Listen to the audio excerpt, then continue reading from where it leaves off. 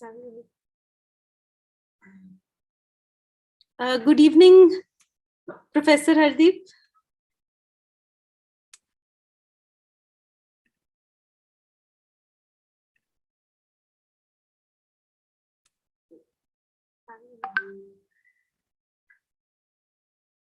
Good evening, Professor Hardeep.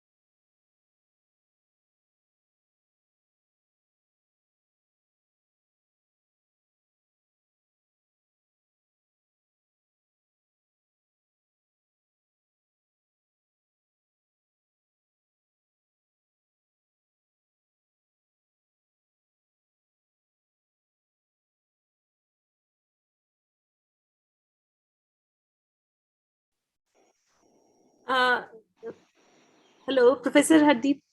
Sir, am I audible now? Yeah, Okay, it's great. okay now. It's okay. Sir, thank you for joining, sir, and we'll probably wait for 2-3 more minutes. Is that okay? I mean, I know you have a very busy schedule. Hello.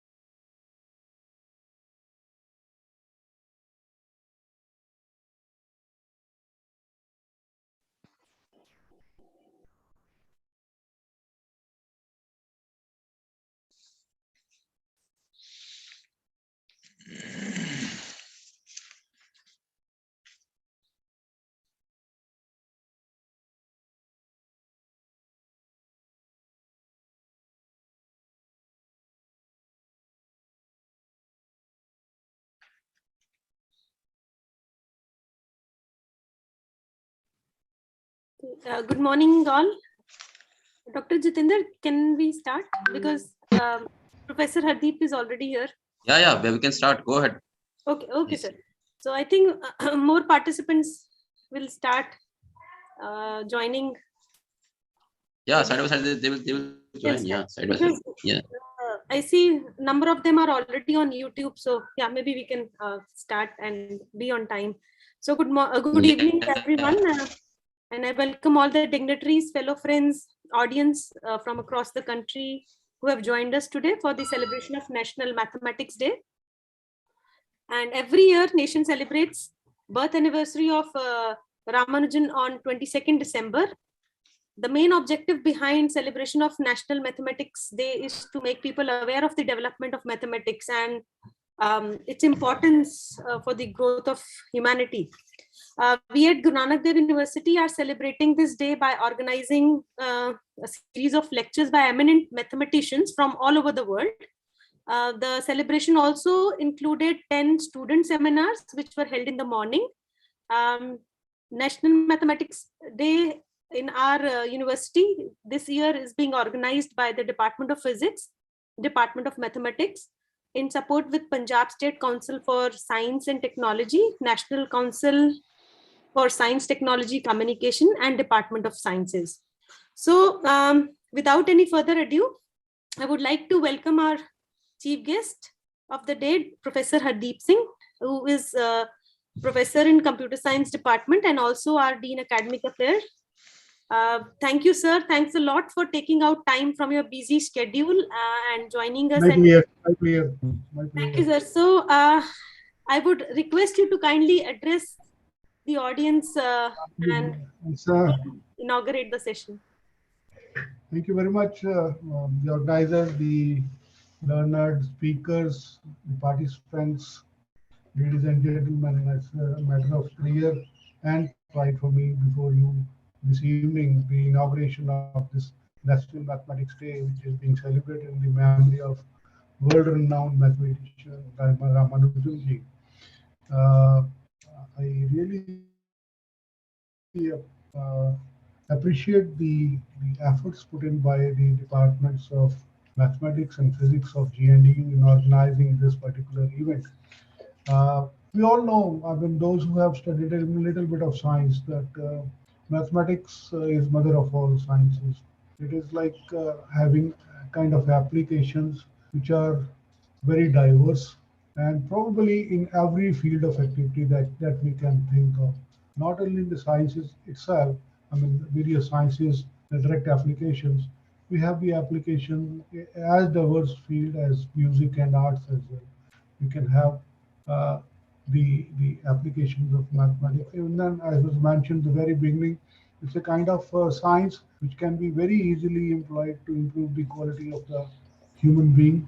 And it is being done, it has been done, it is being done, it will be done in the times to come.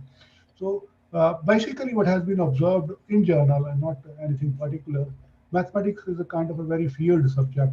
My reaction to this is that my concern to this is that most of the times it is not introduced to the students in a proper way.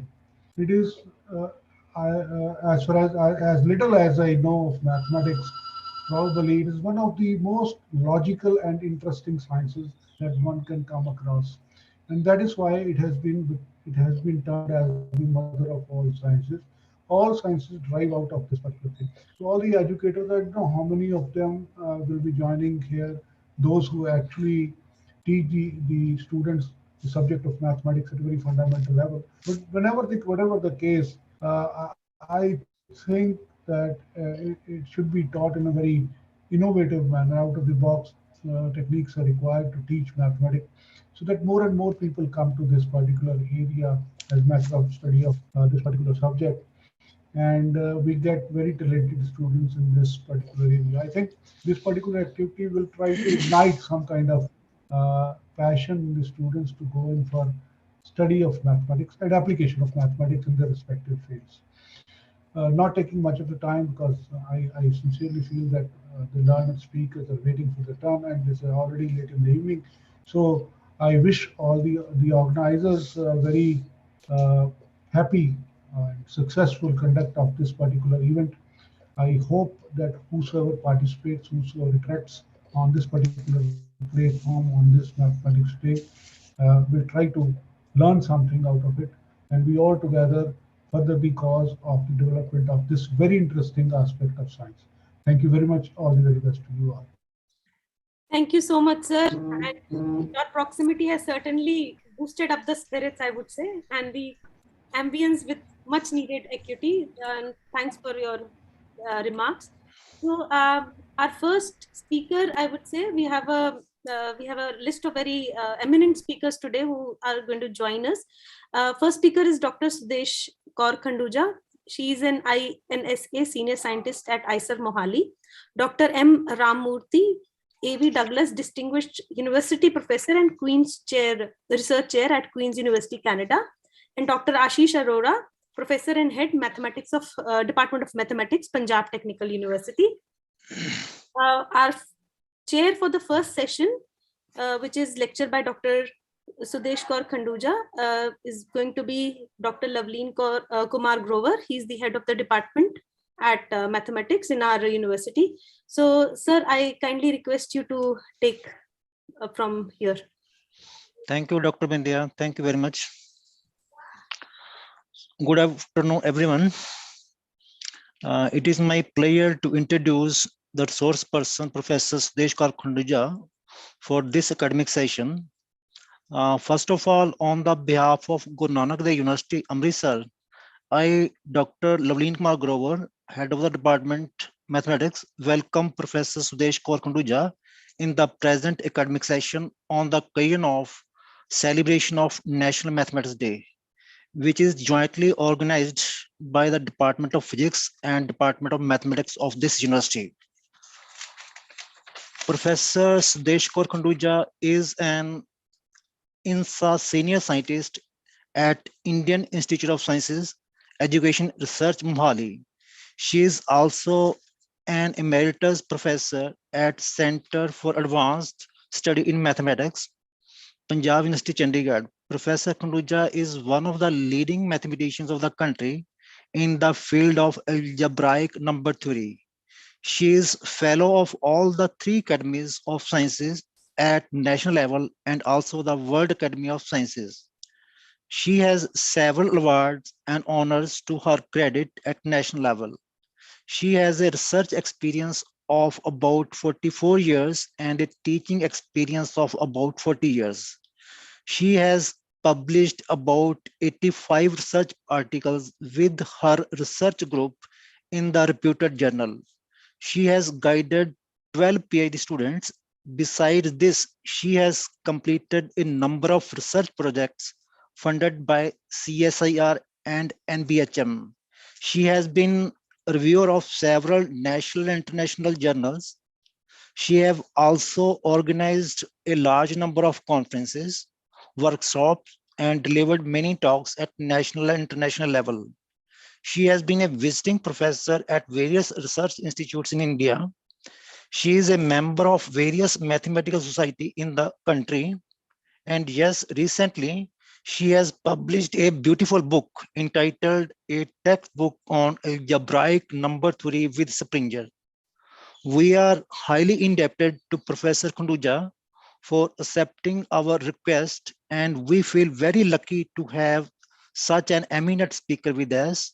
Today, she will speak on the title, Fascination of Prime Numbers. Now I request Professor Kunduja to start her talks. So over to Professor Kunduja, please. Hello, Professor Kunduja. Can you hear me? Hello. Can you hear me? Yes, we can hear you. Yes, ma'am.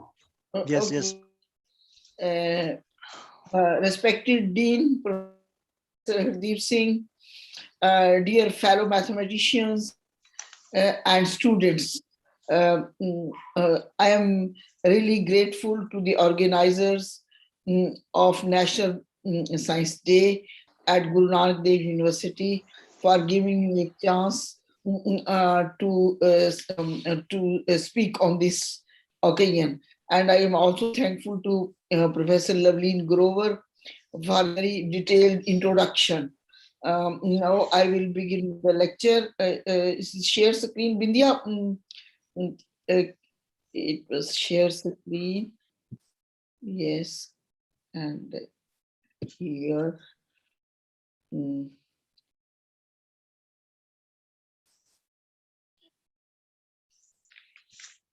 Share.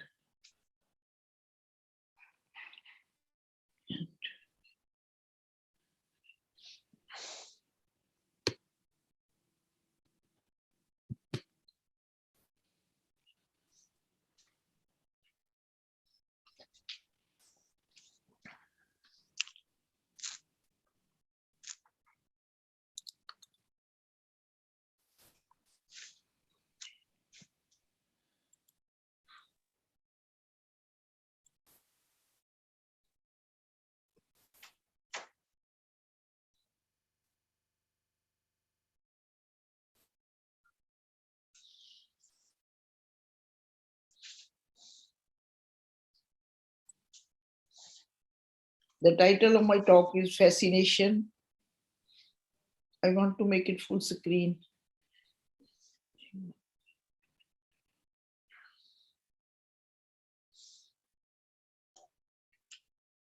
It's visible, madam. Is it full screen? Can you see it? Screen is visible, ma'am. No, is it full? Screen is full. Okay. It's okay now. Okay. Where is the gray? This thing. This side. Title of my talk is Fascination Prime Numbers. As Dr. India pointed out, National Maths Day was declared by in 2012. National Maths Day was declared by the then Prime Minister Sardar Manmohan Singh to the birthday of Professor, legendary mathematician Professor Srinivasa Ramanujan in 2012, when it was Ramanujan's 125th birth anniversary. And here is a magic square. Of course, you must have seen many magic squares. And this is a small magic square which was designed by Ramanujan, in which the entries in the first row is the birth date, make the birth date of Ramanujan, 22nd December 1887. And as you know, in any magic square, the sum of numbers in any row, in any column, and the sum of entries, numbers in the on either of the diagonals should be the same. And here it is also the same, it's 139. The sum, besides that, the sum of all four corners is 139, and the sum of any 2 cross 2 square, this one, this one, this one, this one here, this one here. These two squares is at this middle square is also 139. Not only that, the sum of the squares with the same color opposite side is also the same. Here, this and that. So this is a special kind of magic square. I will talk about Ramanujan later. Firstly, let me tell what are numbers for the physics. 1, 2, 3, 4, 5, 6, etc. are called numbers or natural numbers. And numbers are important not only for mathematics, but more generally for all sciences. A number D is said to be a divisor or a factor of a number n if n equal to d times m for some number m. For example, 6 is a factor of 18. 80 is a factor of what? 36. 1 and n are always factors of n. And what is a prime number? A prime number is greater than 1 that has exactly two factors, namely 1 itself. For example, 2 is a prime number, 3, 5, 7, 11. And what is the next prime number? Please tell me. 30 is the next prime number. And what's the next prime number? 17. And 17, after 17 comes 19. And after 19 comes 23. And after 23 comes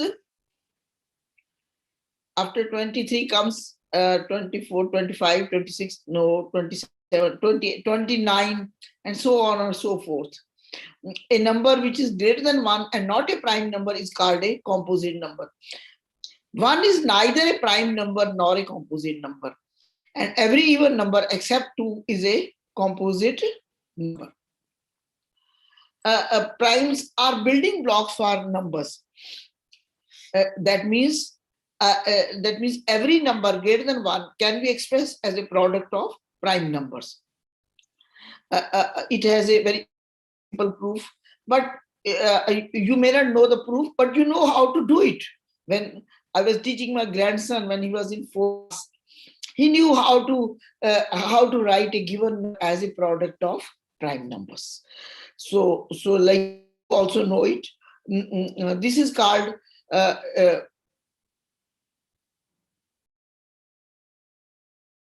now we come to Euclid's first theorem. If P is a prime number and P divides a product of two numbers, then P divides at least one of them. P divides at least one of them. It also has a small proof.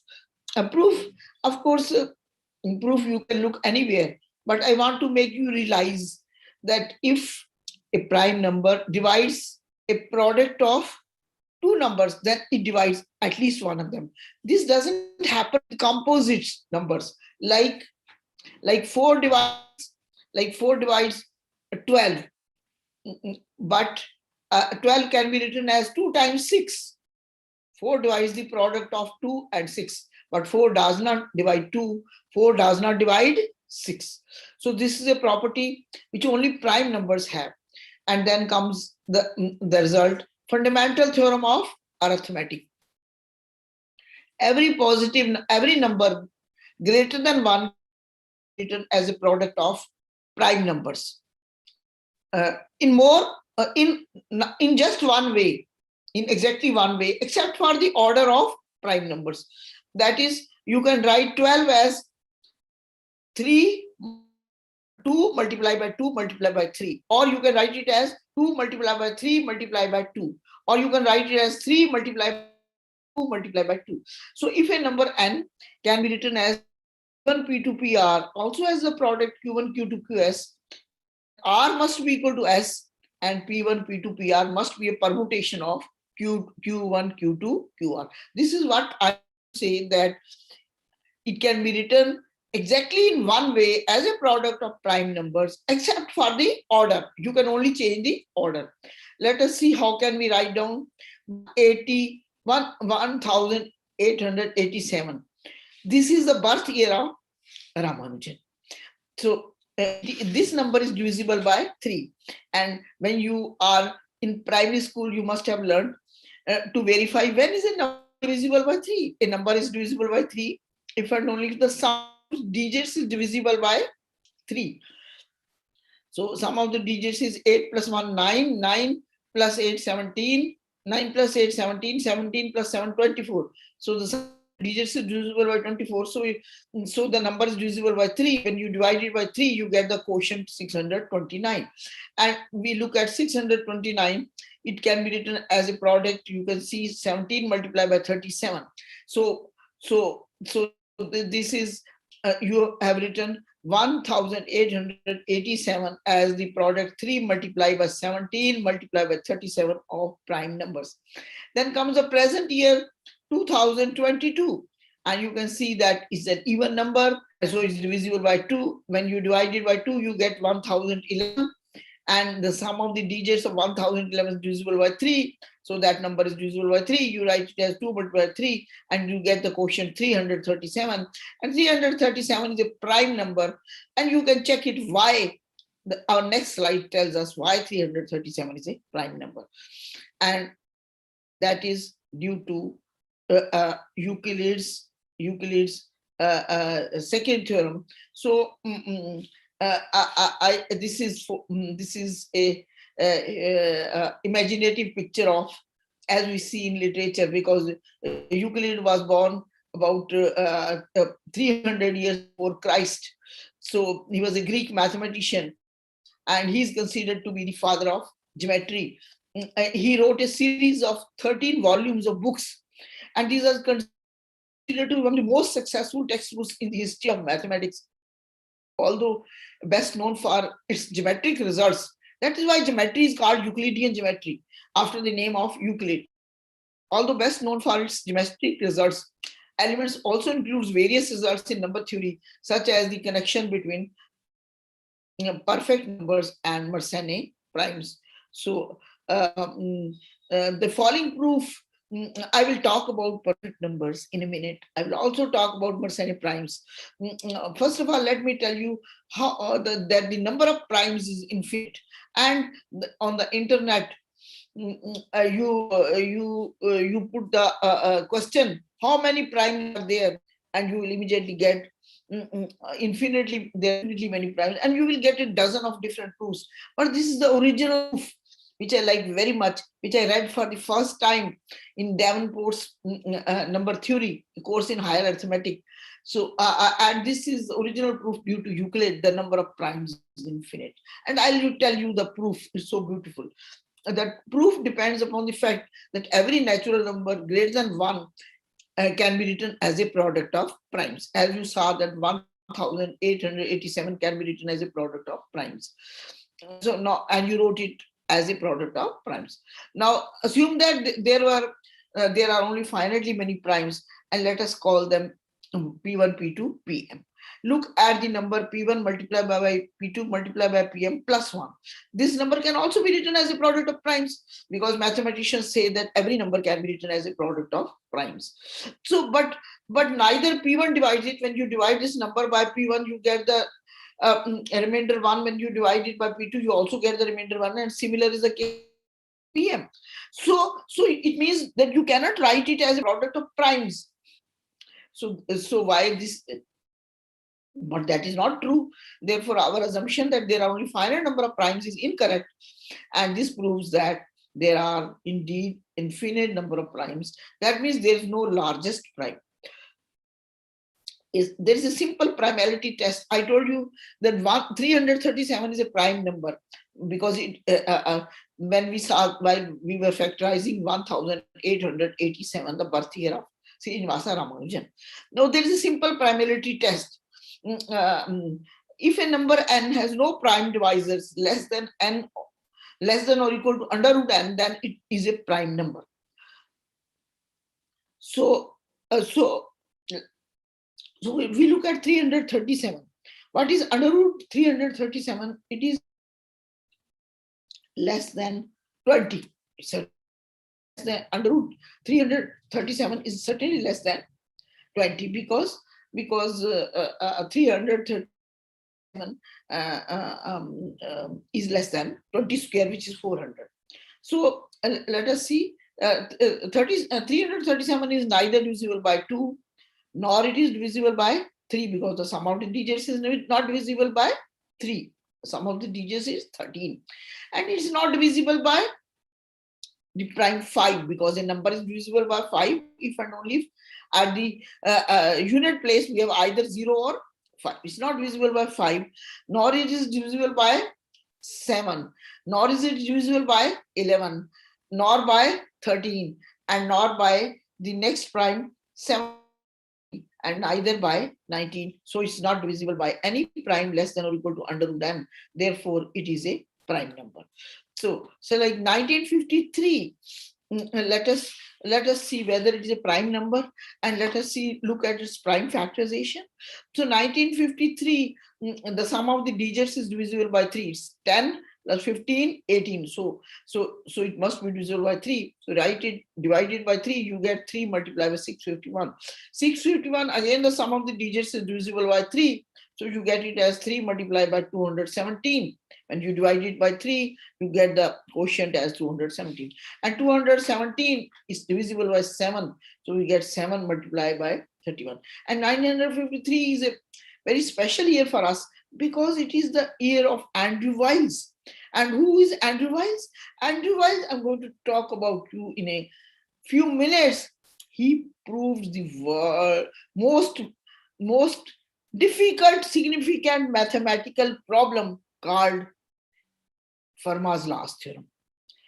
And he proved it, which other mathematicians had been trying to prove it for the last more than 350 years. We will talk about this problem also. 1974, let's write down its factorization. It is an even number, because at the unit place we have 4, which is an even number. So it's 2 multiplied by 987. And 987, the sum of the digits is divisible by 3. So we write it as 3 multiplied by 329, and 329 is 7 multiplied by 47. And this is so the prime factorization is 2 multiplied by 3 multiplied by 7 multiplied by 47. And this 1974 is the birth year of Manjul Bhargava. Manjul Bhargava, he was among the first mathematicians who won the field medals, the highest prize in mathematics, the highest award in mathematics, which is given every 4 years to 2 or more mathematicians, 2 or at most 4 mathematicians at the International Congress of Mathematicians. And this International Congress of Mathematicians so was once held in its history of more than 100 years. It was once held in India in 2010. So Manjul Bhargava got this award, and 1977 is also a significant year for us, because this is the birth year of Mariam Mirza Khani, the only woman in the history of a field medal who got it. She is the only woman till today. She is of Iranian origin, like Manjul Bhargava is of Indian origin, professor at Princeton, and Mariam Mirza Khani is no more, but she was of Iranian origin, settled in US. And 1981 is also the birth year of a field medalist of Indian origin, Akshay Venkatesh, and who did a lot of work in number theory. Here is field medalist in 2014, when I attended the International Congress of Mathematicians in Seoul. Then I met this field medalist, Mariam Mirza Khani. Her lecture was cancelled. Some person said, some men at the Congress of International Congress, she said, oh, the first woman mathematician getting a field medal. She doesn't have the confidence to speak to a large international gathering, because her lecture was cancelled. It was announced she was there, but later on people realized that she had serious cancer, and she was unwell, and she could not stand. And after struggling for about 3 years. He died on July 14, 2017. And I have a quote from her autobiography. This is a quote from Maryam Mirza Khani. You have to spend some energy and effort to see the beauty of math. So this was great lady. And this is field medalist. Again, he got a field medal in 2014, South Korea, Seoul, when the Congress, International Congress was held in. And Akshay Venkatesh got the field medal when the International Congress of Mathematicians was organized in Brazil in 2018. Now we come to some simple looking results in prime numbers in number theory. Every number n greater than 1, for every number n greater than 1, there is a prime number lying between n and 2n. So this result was conjectured by Bertrand. Bertrand conjectured means somebody guessing it and making a statement that that such a result can be true. So that is called a conjecture, but that cannot be called a theorem because he did not prove it. He just made a conjecture. He just had some evidence, some verifications. He had a guess. He made this guess, and he made a statement, and that by Burton and in 1845, and it was proved by a student Chebyshev in 1852, 7 years later. So, but when we teach a first course in number theory, like also in Guru Nanak Dev University, the proof of this result is taught that between n and 2n, there is always a prime number, not at least one. There is at least one prime number. There can be more than, like between 2 and 4, there is 3. Between 3 and 6, there is 5. Between 5 and 10, there are 2 primes, 7. No, there is only one prime, 7. And between 6 and 12, there are 2 primes, 7 and 11, like this. So this simple looking result, I cannot tell its proof now, but it is quite simple, and it is taught in the first course in number theory. Now, twin primes are primes which differ by 2, like 3 and 5 are twin primes because the difference is 2. 5 and 7 are another second pair of twin primes. 11 and 13 is another pair of twin primes. 17 and 19 is another pair of twin primes. And 29 and 31 is another pair of twin primes, and so on and so forth. It has been conjectured. You understand what is the meaning of conjecture? Conjecture means some statement which you feel is true, but you cannot prove it. So it has been conjectured that there are infinitely many twin primes. Excuse me. Numerical evidence leads us to suspect an affirmative answer. Using electronic computers, 808 trillion 675 billion 888 million 577,436 pairs of twin primes less than 10 raised by 18 have been discovered. And many immense examples of twin primes are known. The largest known pair of twin primes, the largest pair of twin primes known till today is 2 trillion 996 billion 863 million 34,895 multiplied by 2 raised to the power 1,290,000. One prime is with -1, another is the same number added to it +1. And each of these primes have how many decimal digits? 388,342 decimal digits long. Like 2 is a prime, it has only 1 decimal digit. 13 is a prime, it has 2 decimal digits. 337 is a prime, it has got 3 decimal digits. 1297 is a prime. It has got 4 decimal digits. Like these pair of twin primes which I've written, each of them have 388,342 decimal digits.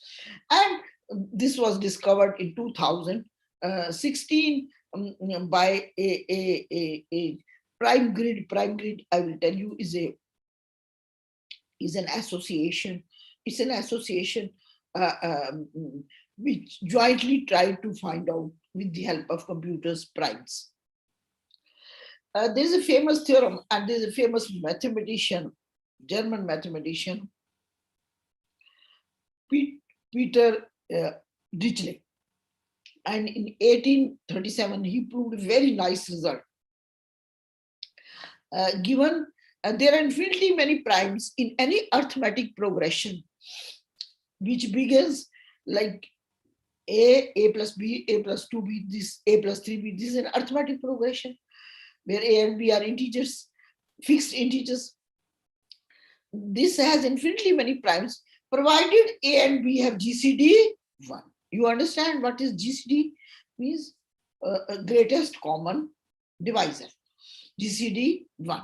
So if A and B don't have GCD 1, then none of them can be a prime. If they have a GCD D, then D will divide each of them. D will divide A, D will divide A plus B, D will divide A plus 2B.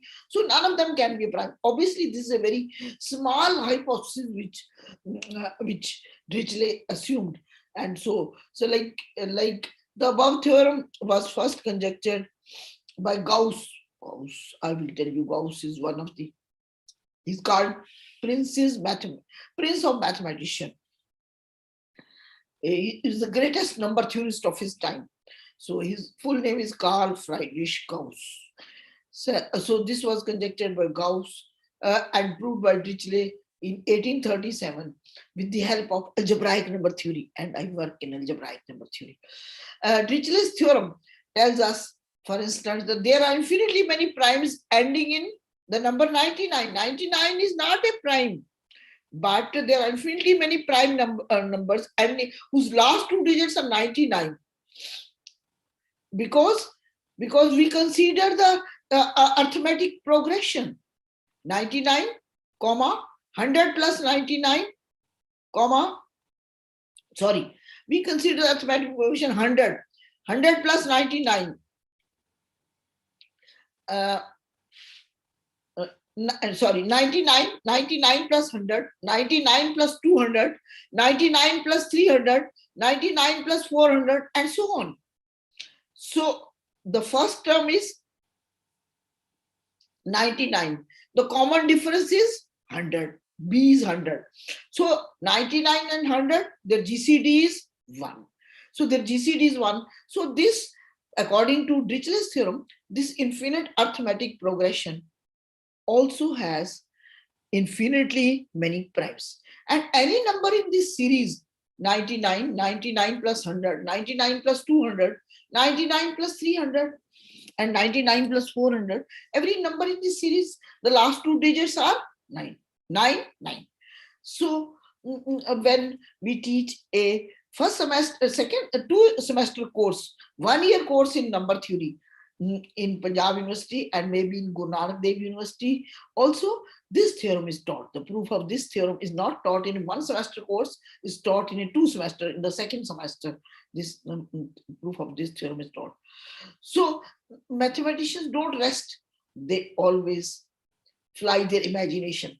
So same theorem can be applied to A equal to 999, B equal to 1000. And you will see that there are infinitely many prime numbers in whose last 3 digits are 999. And similarly, taking A to be 999, 9,999 and B to be 10,000, there are infinitely many primes whose last 3 digits are 9999, whose last 4 digits are 9999, and the story never ends. Now we come to perfect numbers, which were introduced by by very famous old mathematician. Who is the oldest famous mathematician? Is always the first mathematician whose name I can remember is Pythagoras, because when I was in school, I learned Pythagoras theorem. So that is named after a mathematician, Pythagoras. Once I was interviewing students for admission to MBA, and the students told me, the candidate told me, ma'am, I have studied mathematics. And I asked him, so what theorem in mathematics you like best? Any theorem you may. He says Pythagoras theorem. I asked him, who is Pythagoras? What is Pythagoras? He did not know that Pythagoras is the name of a mathematician. He did not know that. And he was rejected because of this. Because once you are learning Pythagoras theorem, you should know that Pythagoras is the name of a Greek mathematician. I will tell you about his life history. A number n is called a perfect number if the divisors of n, which are different from n, exactly add up to n. The divisors of 6 are different from 6, are 1, 2, 3, and they add up to 6. The divisors of 28, different from 28, are 1, 2, 4, 7, 14, and they add up to 28. And one can check that same is the story with 496 and same is the story with 8128. Pythagoras noted that all these perfect numbers are a sum of a series of consecutive numbers. Like 6 is the sum of 1, 2 plus 3, 1 plus 2 plus 3, 28 is the sum of 1 plus 2 plus 5 plus 6 plus 7, and you all remember 1 plus 2 plus 3 plus 1 up to n is n into n plus 1 by 2, I suppose. 496 is the sum of first 31 numbers, and 8128 is the sum of 127 numbers. 1, 2, 3 up to. This is Pythagoras. He lived around 500 years before Christ. And you know, Pythagoras is associated with Pythagoras theorem. This is a square plus b square equal to c square. The square of the length of the hypotenuse of a right angle triangle is the sum of the squares of its side. A square plus b square equal to c square. So Pythagoras also observed that the first perfect number 6 can be written as 2 multiplied by 2 square minus 1. 28 can be written as 2 square into 2 cube minus 1. 496 can be written as 2 to the power 5 minus 1. And 8128 can be written as 2 to the power 6 into the 7 minus 1.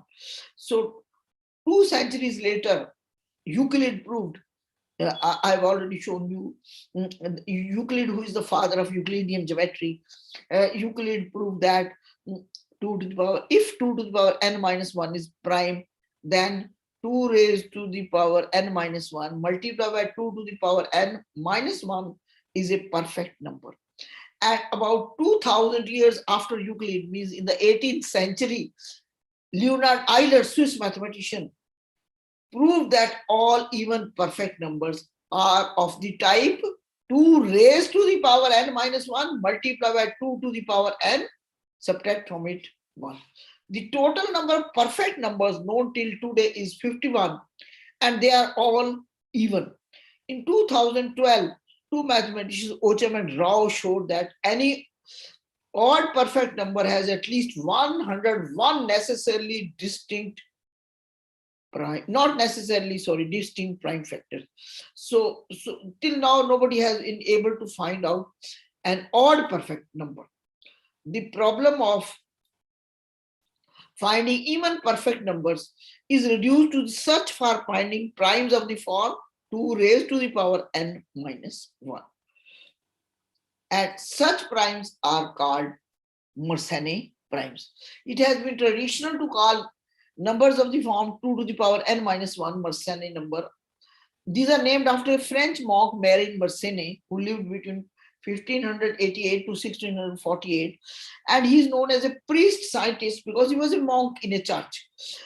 Those Mercenary numbers which happen to be prime are said to be Mercenary primes. You can check that 2 raised by a minus 1 always divide 2 raised by ab minus 1, where a and b are any numbers. 2 to the power a minus 1 divide 2 raised by ab minus 1. So if 2 raised by n minus 1 is a prime, then n must be a prime. But the converse is not true, because in 1536, Hudaldicus Regius showed that 2 raised by 11 minus 1 is not a prime, though 11 is a prime, because it can be written as 23 multiplied by 89. In 1644, Mercenary proved, the French Mac Mercenary proved, wrote in his book Cogitata Physica Mathematica that 2 to the power p minus 1 is a prime for p equal to 2, 3, 5, 7, 13, 17, 19, 31, 67, 127, 257, and composite for other numbers less than 257. Of course, now with the help of computers, even anywhere, even at Guru Nanak Dev University, I suppose, you can verify that what he proved in his book, what Mercenary proved in his book, but at that time it was only a calculation with hands and maybe some number theoretic argument that he proved that for numbers for primes less than 2 raised by 57, this is a prime only for these primes, and 2 raised by p minus 1 is primes for when p equal to this, and for the rest it is composite. His statement contains some omissions and errors, and it took 3 centuries for the mathematicians to correct, to make his statement correct. So that is why it is so important. This is Mercenary, the French monk, who introduced to us Mercenary primes. Till now, 1 Mercenary primes are known. The largest known Mercenary prime, as it was discovered on December 7, 2018, and it is 2 raised to power 82,589,933 minus 1. And it has how many decimal digits? 24,862,048 decimal digits. Like I told you, 337 has 3 decimal digits, and 1,297 has got 4 decimal digits. This prime number was discovered by Patrick Laroche as part of the Great Internet Mercenary Prime Search Project. This is a search project. Briefly, it is called GIMPS, Great Internet Mercenary Prime Search Project, in which many people, many computers are involved. The second largest Mercenary Prime was discovered by Jonathan Pace on December 26, 2017. So there is a gap of how much time? It was discovered in 2018. That was almost 1 year gap, and I was waiting that this December 2021 we might have a new Mercenary prime, but we didn't get it. After 2018 December, we have not got in, neither in 19, not in 20, nor in 21. For the last 3 years, computer scientists are trying to find a new Mercenary prime. The hunt is on, but they have not been able to find it out. And so the 25th, the 25th and 26th Mercenary primes sorry, the 25th Mercenary prime was found by 2 high school students, jointly by 2 high school students, Laura Nickel and Landon Kutnall, in 1978, and it has, and that prime had more than 6,500 digits. The discovery made a national television news at the front page of New York Times because it was found by 2 school students. Prime numbers have fascinated medical professionals also, not only computer scientists and mathematicians. A Mercenary prime was discovered by Martin Nowak, a German eye specialist who had a passion for mathematics. And his prime number was not small. His prime number had more than 7,008,000 digits long. And according to researchers, quote, people ask us why we do this. It is like going on a quest. We are looking for something incredibly rare. This pushes the computer sciences to develop algorithms that run highly efficiently and benefit mankind, unquote.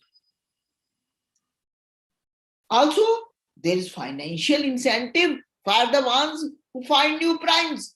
In 2008, Electronic Frontier Foundation gave an award of $100 million to the Department of Mathematics, University of California, Los Angeles, for finding the first Mercenary Prime with more than 10 million digits. 2 computing awards are still waiting for you, young students, for the grabs. Listen, young students, 2 computing awards are still waiting for you. Electronic Frontier Foundation will award $150,000 to the first individual or the group who discovers a prime with more than 100 million digits. And the same foundation will award $250,000 award for finding a prime with at least 1 billion digits. So prime numbers and cryptography.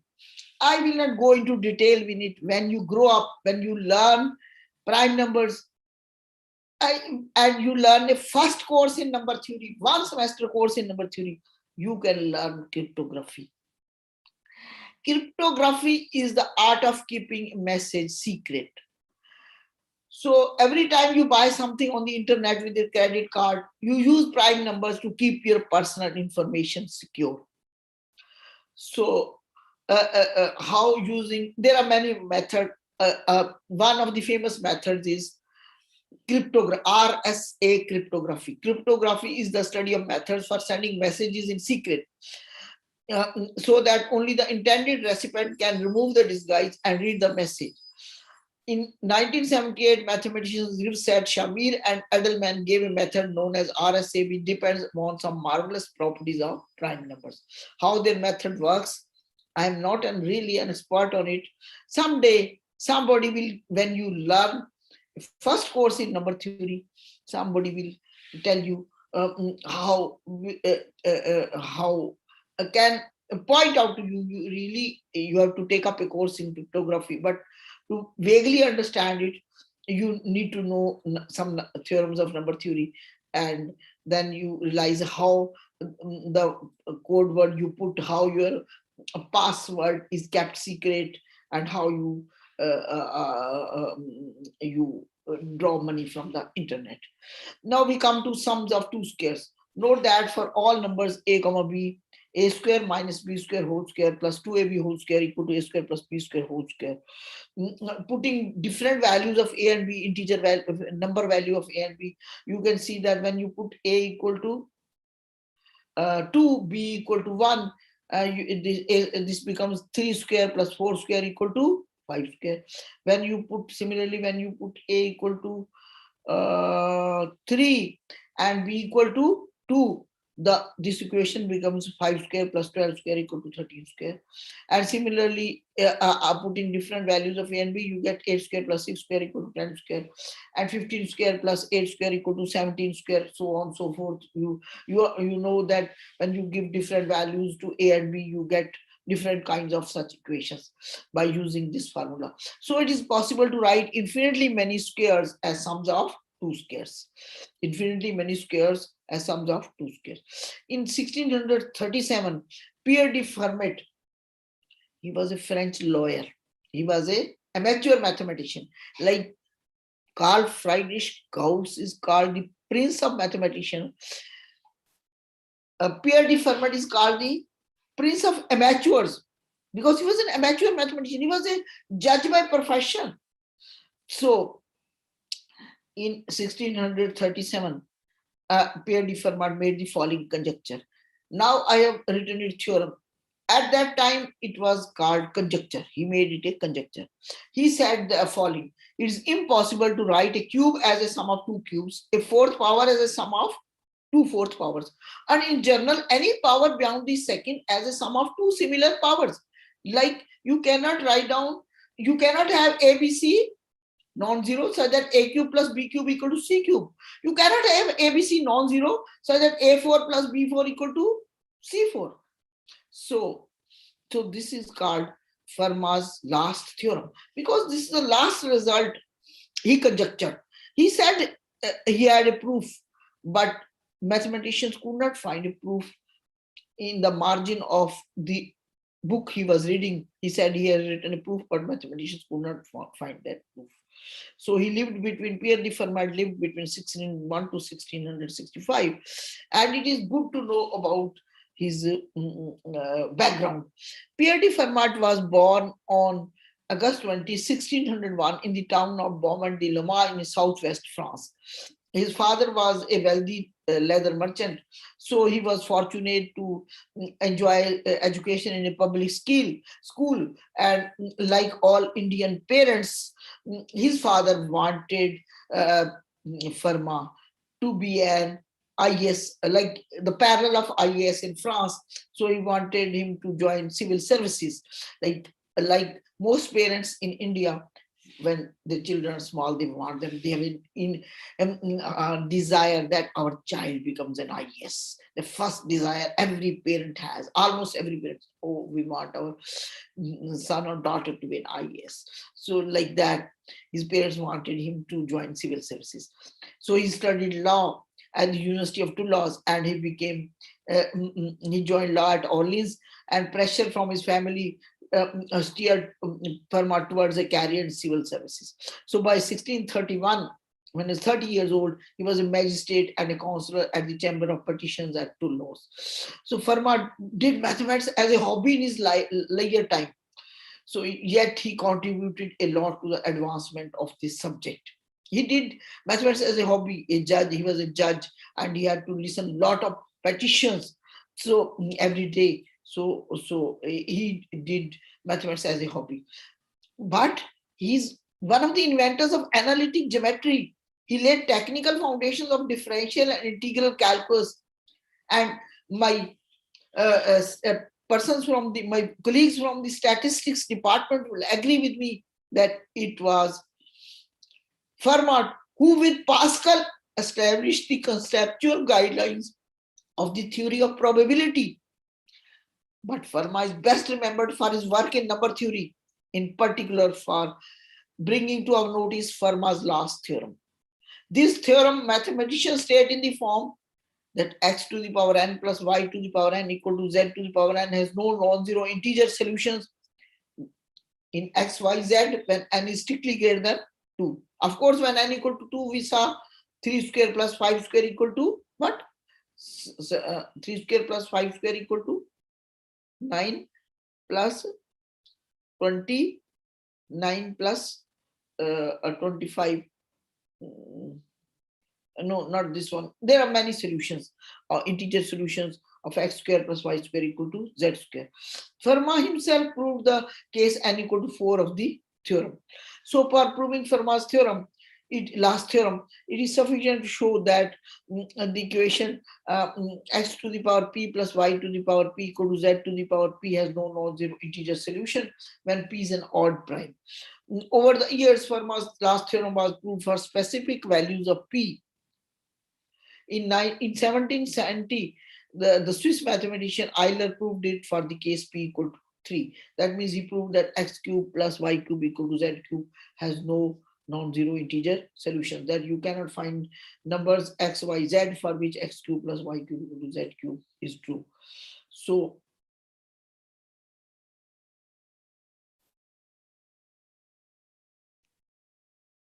the first major step towards a general proof of Fermat's last theorem was proved by French woman Sophie Germain. I will not call her a mathematician because she had no formal school or college education. Because women were not allowed to enroll themselves in high schools and colleges. In her letter dated 12 May 1819 to the greatest number theorist of that time, Carl Friedrich Gauss, Sophie Germain explained her idea of the proof. And this is the result she proved. Let P be an odd prime such that 2k P plus 1 is also a prime for some number K. Like 5 is a prime, and when you take K equal to 1, 5 plus 2 plus 1, 11 is also a prime. So for some number K, and the following conditions are satisfied. x to the power p is congruent to p mod q has no solution. The second condition is a set of pth powers modulo q contains no consecutive non-zero integers. Then the equation x to the power p plus y to the power p equal to z to the power p has no solution in integers x, y, z, with p not dividing any of them. This is referred to as the first case of Fermat's last theorem. Some mathematicians were able to prove that there were no solutions to x to the power p plus y to the power p equal to z to the power p when p does not divide any of x, y, z. So this is easier case. This is called the first case of Fermat's last theorem. In particular, when you take k equal to 1 and if p and 2p plus 1 are odd primes, then these two conditions are satisfied, 1 and 2, then the first case of, therefore the first case of Fermat's last theorem holds for the exponent p. This is Sophie Germain. She had a short like Ramanujan. She died of breast cancer. The German mathematician,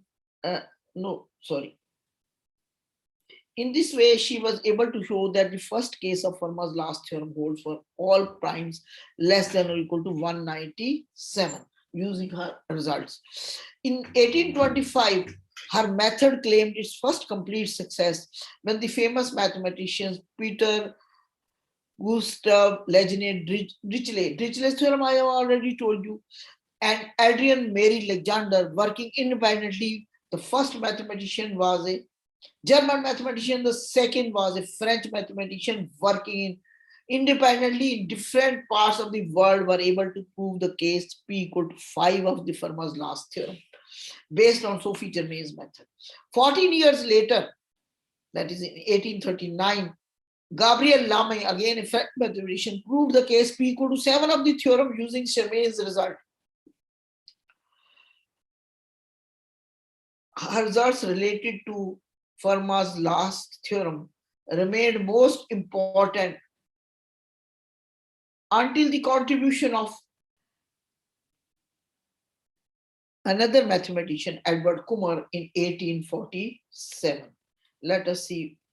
The German mathematician Edward Kummer contributed a lot towards the subject of number theory and algebraic number theory. The concept of an ideal of a ring was born in the work of Kummer and Dedekind. Dedekind was a student of Kummer. By using the theory of ideals, Kummer proved that Fermat's last theorem for a wide range of prime exponents. Attempts to prove this theorem led to the discovery of algebraic number theory. Because algebraic number theory did not exist earlier. It was in the work of Kummer and Dedekind that algebraic number theory took birth. And why did they invented algebra? Necessity is the mother of invention. They wanted to prove Fermat's last theorem for all primes P. The theory now has applications to several topics in mathematics. It is this wider link that led to, that is the wider link.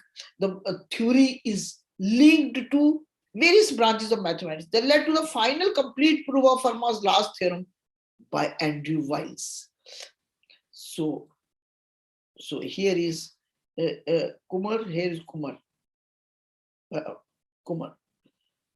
So Kummer's story ends where Kummer proved it for all, certain first case of Fermat's last theorem for all primes P, but not complete Fermat's last theorem. So it was Andrew Wiles. So his story is most inspiring. Look, in 1963, a 10-year-old boy sitting in Milton Road Library in Cambridge read the statement of Fermat's last theorem. It was a conjecture at that time. Now it is a theorem because it has been proved in E.T. Bell's book, The Last Problem. I think every library should have this book, E.T. Bell's book, The Last Problem.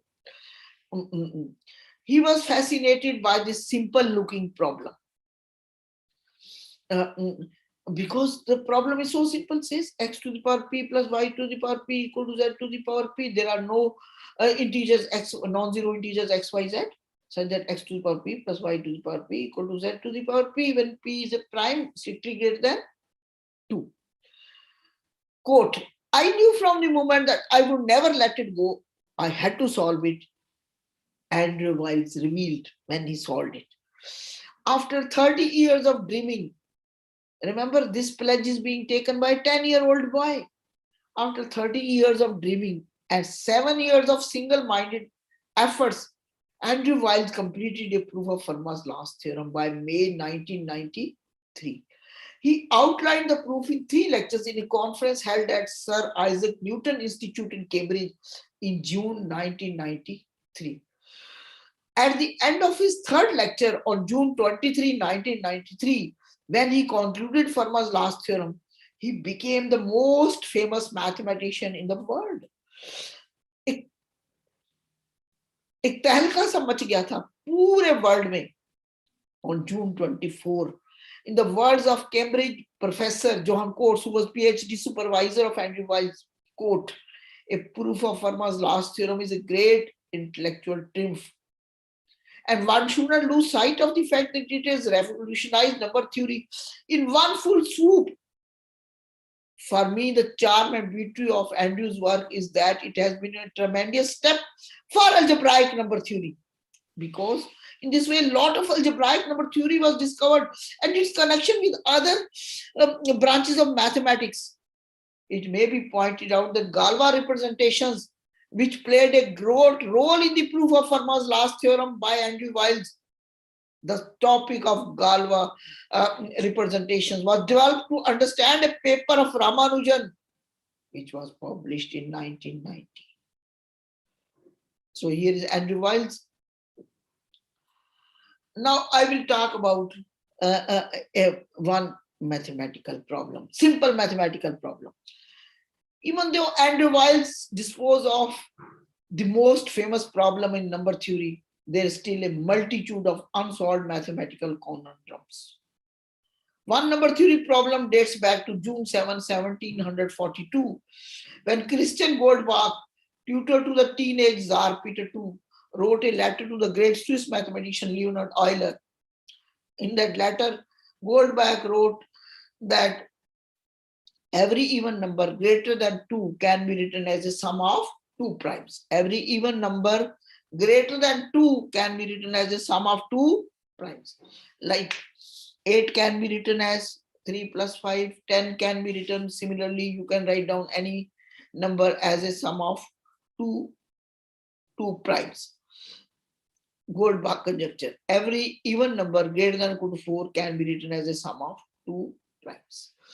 So in 1973, Jingran Chen showed that every sufficiently large even number can be written as a sum either of 2 primes or of 1 prime and 1 semi-prime. A semi-prime is a number which is a product of 2 primes.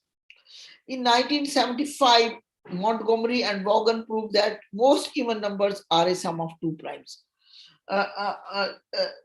You will not understand. I'm sorry, I should not have made this statement. This has some different kind of a meaning. In 1995, Ramare proved that every even number can be written as a sum of at most 6 primes. And in 2014, Terence Tao, Fields medalist, he won a field medal in the International Congress of Mathematicians held in 2006, showed that every odd number greater than 1 is a sum of at most 5 primes. So every even number will be a sum of at most 6 primes, because if you have an even number, you subtract 1 from it. You subtract 3 from it. You subtract, if you subtract 3 from it, you get an even number. And so that even if you have an odd number and if you subtract 3 from it, you get you have an odd number greater than or equal to 7, you subtract 3 from it. Oh no, it's just clear that he said that every odd number greater than 1 is a sum of at most 5 primes. So that means every even number greater than or equal to 7 is a sum of at most 6 primes, because you have an even number, you subtract 3 from it, you get an odd number you get an odd number. That odd number can be written as a sum of 5 primes. So on bring 3 to that side, so it can be written, the original number can be written as a sum of at most 6 primes. The numerical data suggesting the truth of Goldbach conjecture has been overwhelming. It has been verified for numbers up to 4 multiplied by 10 raised to power 18 by computers. So, but still we cannot say that every even number greater than 4 can be written as a sum of primes, because numerically we have verified it up to 4 multiplied by 10 raised by 18, but we have not proved it for all numbers. So the proof is not complete, though it is. So there is a weak Goldbach conjecture, which was proved in 2014, essentially at the International Congress of Mathematicians held in Seoul. It is called ternary Goldbach conjecture. Goldbach's weak conjecture is every odd number greater than equal to 7 is a sum of 3 primes. Because why it is weaker? Because if the original Goldbach conjecture holds, then you take an odd number greater than equal to 7, you subtract 3 from it, it is even. If n minus 3 can be written as a sum of 2 primes, then n can be written as a sum of 3 primes. So, in 1947, Stalin, the Russian king, gave a prize of 100,000 rubles to the Russian mathematician Vinogradov, who proved the weak Goldbach conjecture holds for n greater than equal to 3 raised by 3 to the power 15. That is approximately equal to 3.25 multiplied by 10 raised to the power 6,846,168. In 2002, Liu Ming-chit and Wang Tianzi, they lowered this threshold to approximately n greater than, and they showed that every number n greater than 2 raised by 10 raised by 1,346 can be written as a sum of 3 primes.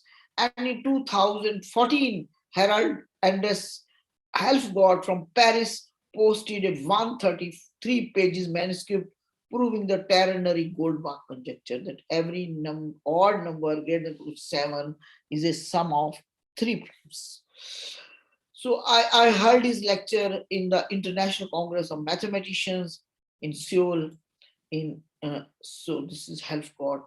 Let me tell you a little about Helfgott. Born in 1977 in Lima, Peru, Harold Helfgott studied mathematics at Brandeis University, USA. He received PhD from Princeton in 2003. He is currently a senior researcher at the École Normale Supérieure Paris and Alexander von Humboldt Professor at University of Göttingen. His interest ranged throughout number theory, discrete mathematics, and several other subjects. In June 2010, he received the Whitehead Prize by the London Mathematical Society. In February 2012, he was awarded the Adams Prize jointly with Tom Sanders. In 2014, Harold Helfgott released 2 papers containing a proof of Goldbach's weak conjecture. So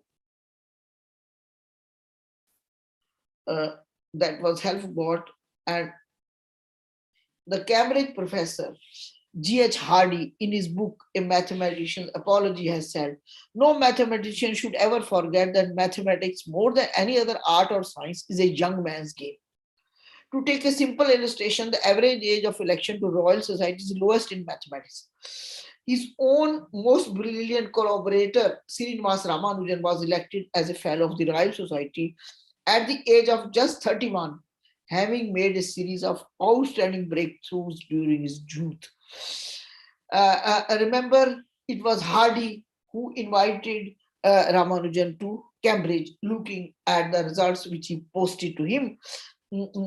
Despite having received very little formal education in his home village of Kumbakonam in South India, Ramanujan was able to create theorems and solutions which had evaded mathematicians in the West.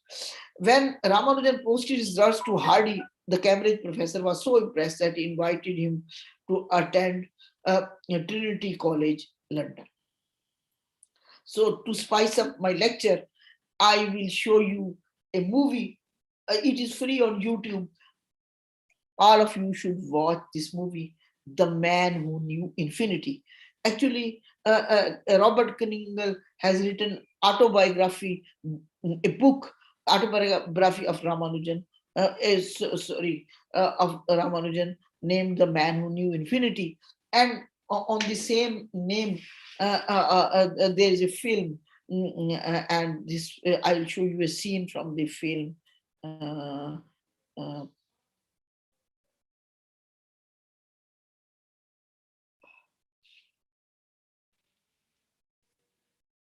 Let me make it full screen. Yes. I'm sorry. I was told you love numbers more than people. This is Ramanujan and his wife. So, not you. Perhaps we can start over.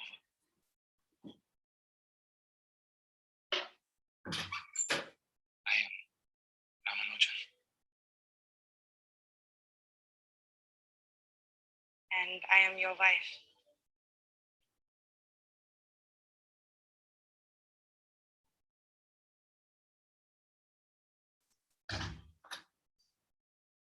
Go ahead. You can knock. Please.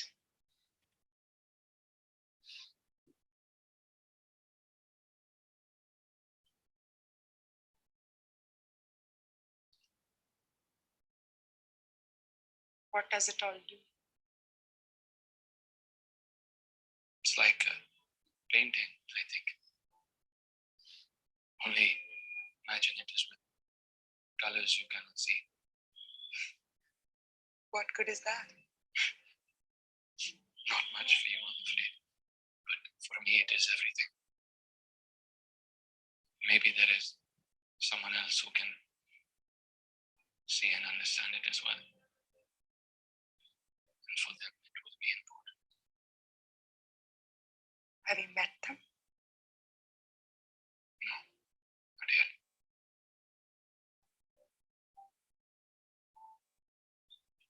I want to understand more than just colors I can't see. What do you see? Sand? Yes. Imagine if we could look so closely, we could see each grain, each particle. You see, there are patterns in everything. The color in light, the reflections on water. In math, these patterns reveal themselves in the most incredible form. It's quite beautiful.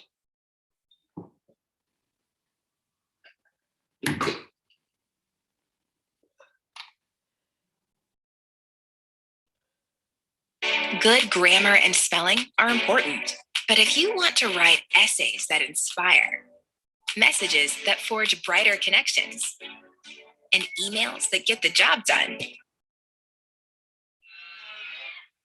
roll up, everybody! Have you ever wondered where everything came from? Yes, indeed. I had too. Did you know that we are all made from the dust of stars? Preposterous. Impossible.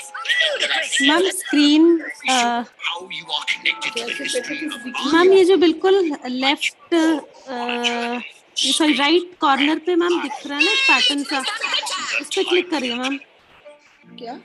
Left में आपको एक pattern दिख रहा है ma'am, left में ये road sign जैसे जैसे नहीं नीचे लेफ्ट बॉटम में, sorry right bottom ma'am, sorry right bottom, हाँ ये साथ वाला, हाँ जी हाँ जी मैम, इस पे क्लिक करें. हाँ अब वही बंद कर दीजिए मैम, ये रेड वाले बटन से ना, नहीं ये वाला नहीं मैम, नहीं ये नहीं मैम, नीचे वाला, हाँ बस हाँ जी ठीक है मैम. अब ठीक है, थैंक यू विंदिया. हाँ जी माय प्लेजर मैम. हाँ. Now I will tell you something, only a little glimpse of the research of Ramanujan. Ramanujan's work on highly composite numbers. Ramanujan's most important work done during the first year in Cambridge, when he went to Hardy, appeared in the Journal Proceedings of the London Math Society in 1915. a number capital N is called highly composite number if it has at least as many divisors as any number smaller than n. For example, 2 is a highly composite number because 2 has only one number less than it, that is 1, and 1 has only one divisors. 4 is highly composite because 4 has how many divisors? 1, 2, and 4, 3 divisors. So what are the numbers less than 4? 1 has only one divisor, of course. 2 has 2 divisors. 3 also has 2 divisors, 1 and 3. So 4 is highly composite. Similarly, 6 is also highly composite because 6 has how many divisors? 1, 2, 3, and 6. It has 4 divisors, and any number less than that, 2 has only 2 divisors, 3 has only 2 divisors, 4 has 3 divisors, and 5 has 2 divisors. So it's all right. Similarly, one can verify 12 is also highly composite, and these are the first few highly composite numbers. Except for 2, all highly composite numbers are composite. Unfortunately, 2 is not a composite number, but it is highly composite. The prime factorization of any composite number, because any number can be written in the form, we said it's fundamental theorem of arithmetic, as we saw in the first few slides of the lecture. It can be written as a product of prime numbers, so it can be written as 2 to the power some power. It may be 0, but we denote it by a2. The power of 3 occurring in that number, let us denote it by a3. The power of 5 occurring in that number, we denote it by a5. And similarly, the power of 7. And so it will be a finite product. So Ramanujan proved that if n is highly composite number, then a2 is greater than or equal to a3, is greater than or equal to a5, and so on. These form a decreasing sequence. And he showed that with 2 exceptions, 4 and 36, these 2 numbers are highly composite, 4 and 36. The last non-zero AP was always 1. I mean, they keep on decreasing, and the last one is just 1. That is what he proved. He went on to prove these and other facts through 52 pages of reasoning, which Hardy termed as, G.H. Hardy, the Cambridge professor, termed as highly ingenious character. In the words of Professor G.H. Hardy, quote, "The problem Ramanujan has addressed is very peculiar one, standing somewhat apart from the main channels of mathematical research. But there can be no question as to the extraordinary insight and ingenuity which he has shown in treating it, nor any doubt that his memoir is one of the most remarkable published in England for many years," unquote.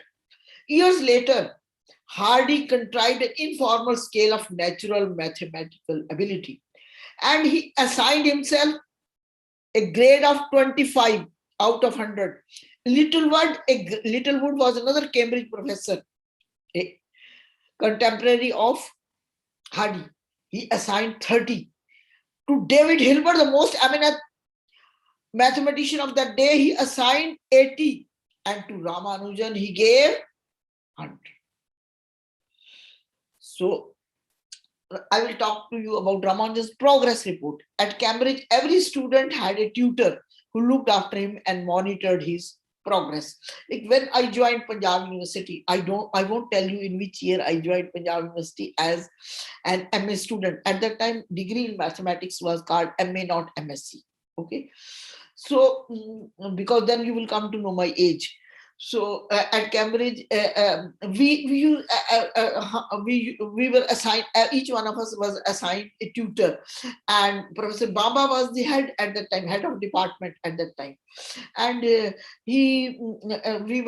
was a policy that every student who joins you will be given, we assigned a tutor, and the tutor would sometimes call us in his office after the class. We'll discuss some problem, that are we facing any problem.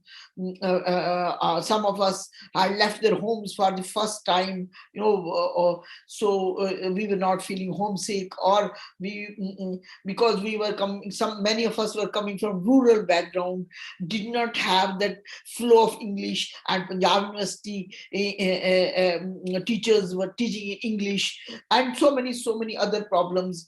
we were settled in our social life here in Chandigarh. We were social, so many things we used. So like this, this was a tradition. Now I remember.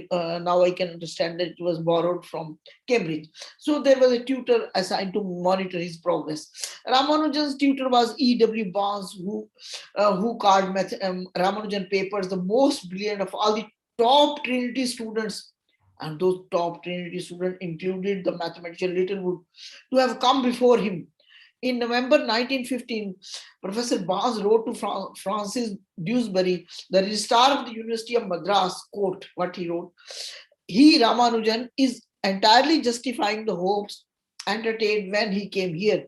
His 2-year scholarship, soon coming to an end, ought to be extended until, as I confidently expect, he is elected to a fellowship of the college." College means Trinity College. "Such an election I should expect in October 1970, unquote. But actually, Ramanujan was elected a fellow of the Trinity College in October 1918, because he was the first first non-white to be elected a fellow of the Trinity College. So he was not elected in because there were opposition by the college management. But later, 1 year, those who opposed, their voice was subsided, and he was elected a fellow of the Trinity College on October 13, 1918, after being elected a fellow of the Royal Society on May 12, 1918. He was the first Indian to receive this honor. I will talk to you about Hardy Ramanujan number, which even my grandson, now he is studying in class 6, he also understands what is Hardy Ramanujan number. The number 1729 is known as Hardy Ramanujan number. In Hardy's words, quote, "I remember once going to see him." Him is Ramanujan. Ramanujan was sick. He was admitted in a hospital in Putney. When he was ill at Putney, I had ridden a taxi cab number 1729 and told Ramanujan that the number seemed to me rather dull one, and that I hoped that it was not an unfavorable omen. No, he replied. He replied means Ramanujan replied. Ramanujan replied, "It is a very interesting number. It is the smallest number expressible as a sum of 2 cubes. The smallest number expressible as a sum of 2 cubes in 2 different ways. The 2 different ways are 1729 is 1 cube plus 2 cube. It's also 9 cube plus 10 cube. Sadly, the harsh Anglian winters were too much for Ramanujan, who contracted tuberculosis and died at the age of 33 in 1920. And the references are used for these lectures. I mean, you can look up for various little number theory books.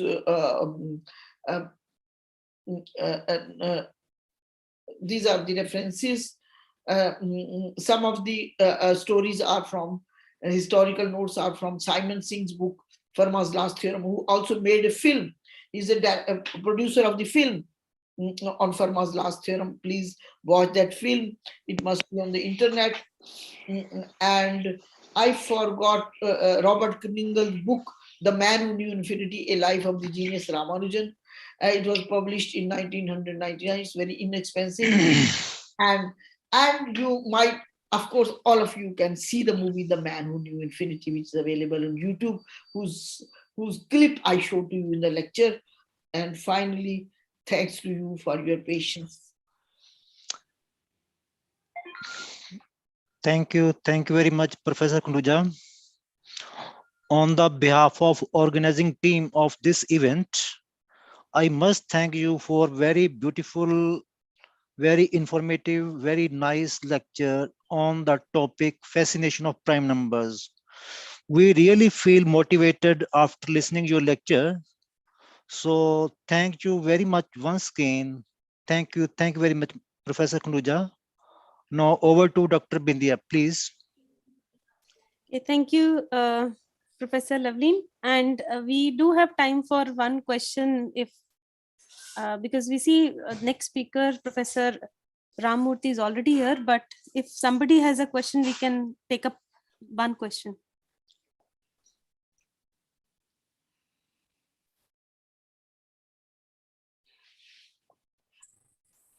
I have a question. Can I ask a question? Yes, yes. Hi, how are you? Hi, fine, thank you. Yeah, nice to see Professor Khanduja again. I remember seeing her 2 years ago, or 3 years ago in Roper, if I'm not mistaken, IIT Roper. Very Yes. beautiful. Yes, I was just wondering, you said that Ramanujan died of tuberculosis. Is that certain, or is there some conjecture about that? Well, I read in certain literature, but nothing is very certain. Nothing, because at that time, I discussed it with certain doctors also. They said that there was not such a tuberculosis test was not there. So so there was not this test which is now available. So so doctors suspected that it was tuberculosis. Thank you. Thank you, ma'am, and thank you, Professor Murthy. Now I would request our chair for the next session, Dr. Khanduja ma'am, to kindly introduce our next speaker. Ma'am, you can stop sharing the screen by clicking. Yeah. Okay. Yes, yes. So ma'am, kindly introduce our next speaker, Professor Murthy.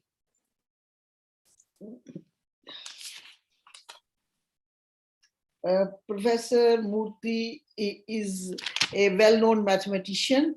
My personal acquaintance, I met him at several conferences. I came in close contact with him when the 30th annual conference of Ramanujan Math Society was held at IISER Mohali in May 2015. He did his PhD from Massachusetts Institute of Technology, USA in 1980. His area of interest is algebra and number theory. In a very young age, he was, after his doing PhD 10 years, in 1990, he was elected a fellow of the Royal Society of Canada. He has many distinctions, awards, and honors, and it will take me at least an hour to recollect all of them. He is since 1996 till date. He's professor, Dewey's Research Chair, Department of Mathematics and Statistics, Queen's University, and he has also a cross appointment to the Department of Philosophy, Queen's University. And I saw that he has supervised some thesis in Department of Philosophy also. He has visited several reputed institutes around the globe, like Institute of Advanced Study, Princeton, McGill University, Montreal, MIT, Massachusetts, which is his parent university from where he did his PhD. And he's an adjunct professor at more than half a dozen institutes like McGill University, Harishchandra Research Institute, Allahabad, TIFR, IIT Bombay, Chennai Mathematical Institute, Institute for Mathematical Sciences, Chennai, IISER Kolkata and IISER Bhopal, and Vivekananda University. And I just felt jealous why he is not an adjunct professor at Punjab University or at IISER Mohali, the two institutes to which I am affiliated. And he won Jeffrey William Prize in 2003, Queen's Research Prize in 2003 again, and he's a fellow. He became a fellow of Fields Institute in 2004, and fellow of Nasi National Academy of Sciences India 2007, and fellow of Indian National Science Academy 2008, and fellow of American Math Society 2012, and fellow of Canadian Math Society in 2018, and he has supervised more than 50 theses, at least 25 PhD theses. And what surprised me that he had supervised 39 postdoctoral fellows, and not only that, he got an award for excellence in graduate student supervision. That's impressed me the most. People get award in research, that really doesn't impress me so much. They do something for their own pleasure, but getting an award for excellence in graduate student supervision in 2018. And how I knew, without meeting him, how I knew about him, I knew him through his book, Problems in Algebraic Number Theory, which he wrote jointly with Jody Edmond, which was published in 1999 by Springer in Graduate Text Series and Graduate Text Mathematics Series. Until now, he has written 16 books, and his 17th book, The Circle Method, which he is written with Kaninika Sinha, his former PhD student. She is a faculty at ISER, Pune, and it is to appear in 2022. And I rang up Kaninika to know about the status of his book, and it has been completed. The manuscript is completed and submitted for publication. And with these words, I would welcome Professor Ramurthy to the lecture and request him. We are eagerly, all of us are eagerly waiting to hear him. Professor Ramurthy. Well, thank you very much. Let me see if I can share my screen.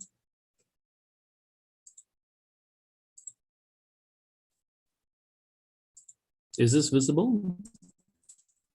Yes.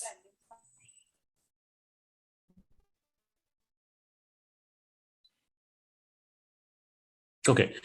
Well, firstly, let me thank Professor Khanduja for that. I think my mother couldn't have done it any better. That's how I felt. Thank you for that introduction. It's like I've always interacted with many of my colleagues in India, and I'm proud to be the adjunct faculty at these places. And certainly, if you want to make me adjunct faculty at Punjab University, I'm all for that. I'll be, the more the merrier. I'll be happy to. It's sad that we're not able to visit, because one of the things that I really enjoy about life are my visits to India and meeting all people like yourselves, and of course the food. The food is one of the parts that binds us together, and I really like Indian food and Indian company. Just being in India is a great adventure, and I really like that. So I thank you for that introduction, and thank you for Professor Singh as well for inviting me to Guru Nanak University to speak with you. It's always a blessing in many ways to be connected with spiritual giants like Guru Nanak, even remotely, and in many senses, I was pondering actually means to learn. So Sikh, in that sense, I'm a Sikh as well. I've been learning all my life and continue to learn, and I'm very happy that life has been given to us in order that we can learn many things. The only sad thing is life is not long enough to be able to learn everything. And so you learn something, I learned something, and somebody else learned something. And if we can all share that learning, maybe we can get a larger, richer experience. So having said that, so let me discuss with you a few points about the mathematical legacy of Srinivasa Ramanujan. There is some overlap with Professor Khanduja's lecture, but hopefully my take on it will be slightly different from hers, and there will be something new that you can take from the lecture. So let me first get some blessings from Ganesha. This is a picture of myself at the Kalahasti temple in South India, and I'm really blessed that Ganesha made his appearance there and offered me blessings. So as Professor Khanduja mentioned, this remarkable book about the story of From Rags to Mathematical Riches, The Man Who Knew Infinity by Robert Kanigel, was an inspiring. In it, there are many formulas that Ramanujan had. One of the things that really fascinates me are these simple looking formulas with pi, gamma values, and so on and so forth. And the book is full of interesting stories, which I invite the student to read. The story of Ramanujan is very inspiring, even if you're not a mathematician. This is the town where Ramanujan was born. He was born in 1887 on December 22nd, very close to Christmas Day, actually. To a large extent, he was self-taught and became a universal genius with his fundamental contributions to number theory.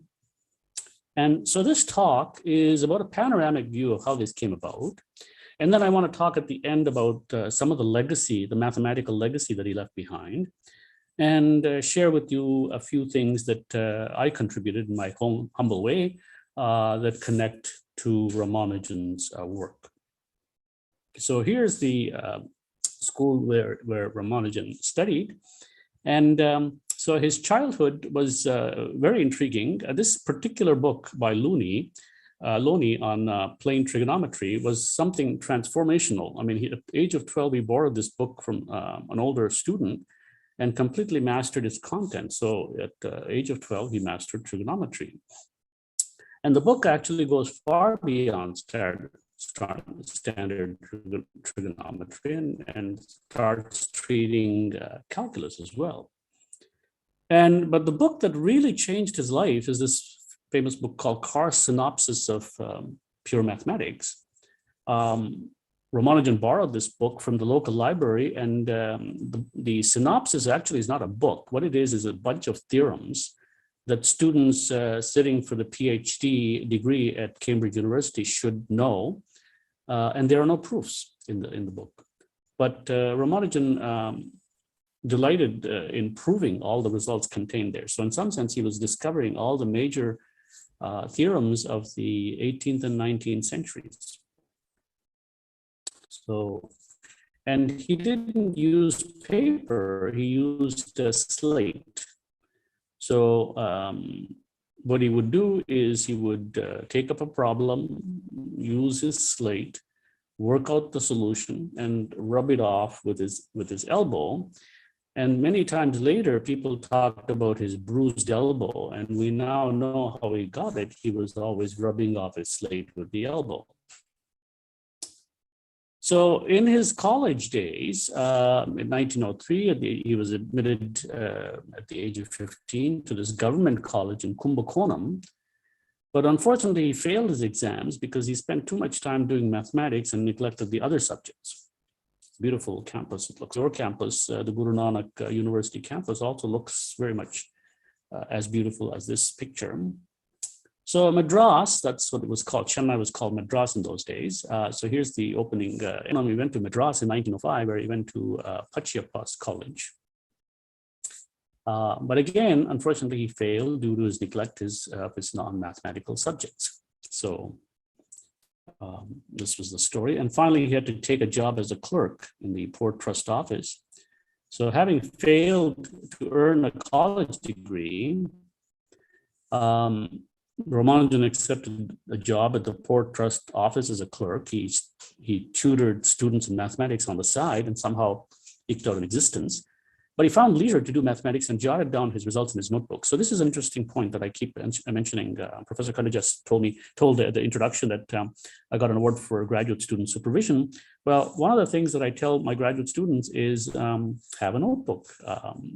Just as you would keep a diary, you would on a daily basis record your mathematical discoveries. Slowly out of that, somehow new theorems will come about. And Ramanujan, of course, if Ramanujan did it, and lesser mortals like ourselves should gain inspiration from doing something very similar. You just keep a notebook where you find anything interesting, you just jot it down mathematically, and then slowly it grows, and then many things come through that notebook. So it's a good idea, good practice to have this notebook habit. These are the famous notebooks now sitting in many. I think there's a museum of Ramanujan's artifacts in Chennai, and by Professor Srinivasa Rao, I believe, was the person who put the museum together. It might be interesting to have a look at that. Now, many people are of the opinion that somehow Ramanujan was kind of the undiscovered genius in India, and was G.H. Hardy that found him and showed him to the world, but that's actually not true. Many Indian mathematicians recognize the genius of Ramanujan, and these two are Ramachandra Rao and Seshu Iyer, and these two mathematicians helped Ramanujan and discussed numerous mathematical ideas with him in 1910. And as all of you know, unfortunately, India was under the rule of the British, and all the universities were being controlled by the British educators, and principals, etc., were all British. And so somehow, in order to get to any level of recognition, you had to kind of go through the higher channels. My grandmother and my mother and my grandmother both tell me that even in some remote villages in India, the local elementary school, the headmaster was British, apparently.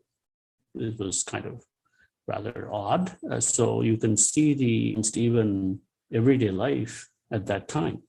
So what to speak of 1910 and thereabouts. So it was Iyer, Seshu Narayan Iyer, that suggested to Ramanujan that he write to G.H. Hardy. So now how would Iyer know about G.H. Hardy? He obviously was a learned person who had read Hardy's papers. So I want to dispel this myth that many people have, that somehow if it wasn't Hardy, Ramanujan would not be discovered. I don't think that's true. There are lots of people in India who already knew of the genius of Ramanujan. And so, in fact, Iyer helped him craft this famous Ramanujan. Actually, it's the fourth of the letters, because Ramanujan wrote to three other mathematicians before G.H. Hardy, and none of them responded. In fact, one of them actually responded in a very rude sort of way, saying, you better go back to school, kind of letter. So that's not so well known either, but that's fact. And it was G.H. Hardy who responded in a kind of a positive way. So let me try to explain the excitement and the fascination that Hardy experienced on the night of receiving Ramanujan's letter. And then the rest of the letter is a bunch of theorems and formulas for the next 10 pages. So let's have a look at these sample pages. So there's the sample page of the letter. Of course, this is in print, but it was all handwritten. So when Hardy received the letter, he couldn't decide if it was written by a genius or a crank. I mean, how do you come up with all these formulas? There were 120 theorems stated in the letter. Now, us lesser mortals, if we prove 4 or 5 theorems in our life, that's a big deal. But here are 120 theorems that Ramanujan had in his letter, and these are fascinating. And so I want to draw your attention to one particular reciprocal of a certain power series. It's going to come up later, so I just want to kind of highlight your attention in this direction. So let's have a look at some of the extracts from Ramanujan's letter. So here's the letter. Here's another page. Here's another page. Now this particular page is interesting because of the prime number theorem. There are all sorts of formulas for pi and so on and so forth. This is a very rapidly convergent power series for 1 over pi. And as you can see, the general term of the series is as exponential decay. And therefore, for all intents and purposes, divided by 9801 times 1103 is a very good approximation for pi. That's a rational approximation. There's another formula which is equally interesting, that either pi square root 58 is very close to a whole number. It's 396 to the power 4 minus 104 000000177 dot dot dot, and it's very close to a whole number. Why is that? Now, there are also deep reasons why this is the case. It has to do with class numbers, quadratic fields, which Ramanujan knew nothing about. But he had an intuition, which I draw your attention to this particular formula for the number of primes less than x, that it's getting to integral dx over log x minus 1/2 dx over log x integrated up to root n, and so on and so forth. Now, this formula actually appears in Riemann's work. And Ramanujan couldn't have read Riemann because Riemann wrote in German, and he wouldn't have had access to that anyway. So this is something that Ramanujan rediscovered some of Riemann's ideas. So it's amazing stuff that's in these letters. Now, what is Hardy's reaction? So Hardy was just couldn't make any sense of this thing. So he invited his friend Littlewood. So there's Hardy and there's Littlewood to come over and have a look at Ramanujan's letter. Just imagine, you know, you get this letter, you can't make any sense of it. You think that's either a genius or a crank. Which one is it? So Littlewood, you know, another mathematical genius, they both sit there and they're until 3 in the morning. They're looking at this letter. And after 3 hours, they concluded this was the work of a genius. That's the romance of that particular night. So Hardy wrote, a single look at them is enough to show that they could only be written down by a mathematician of the highest class. Now, here's the next line. They must be true because if they were not true, no one would have the imagination to invent them. So that's a very praiseworthy thing. So Hardy arranges for Ramanujan to come to England. And from 1914 to 1917, Hardy and Ramanujan had fruitful collaboration against the background of the First World War, by the way. And during that time, Ramanujan wrote over 30 papers in a matter of 3 years. That's 10 papers a year. 7 of them were jointly with Hardy. And we're going to highlight 3 of these papers because I feel that they shaped the course of 20th century mathematics. So what are these 3 fundamental papers? Well, the first is the normal order method, the normal number of prime factors of n. I'll explain these things in a little detail. The next second paper is the circle method, which Professor Khanduja had alluded to. I have a book coming out with Kaninika on the circle method, so accessible to undergraduate students. So that's another transformational paper. And then finally, there's a third paper, which had a tremendous impact on mathematics of the 20th century. And that is this paper called On Certain Arithmetic Functions. And it has to do with this famous tau function of Ramanujan. So you can see they were written 1916, 1917, 1918. So each year, you're coming up with a revolutionary idea that was going to transform mathematics of the 20th century and in some sense the 21st century as well. So what's the normal order method? Well, let omega of n be the number of distinct prime divisors of n. So omega n is 1 if and only if n is a prime power. Question is there any regularity in the behavior of omega n? Well, there are infinitely many primes, so the omega of n is going to take on the value 1 infinitely often. But is there some other regularity in the behavior?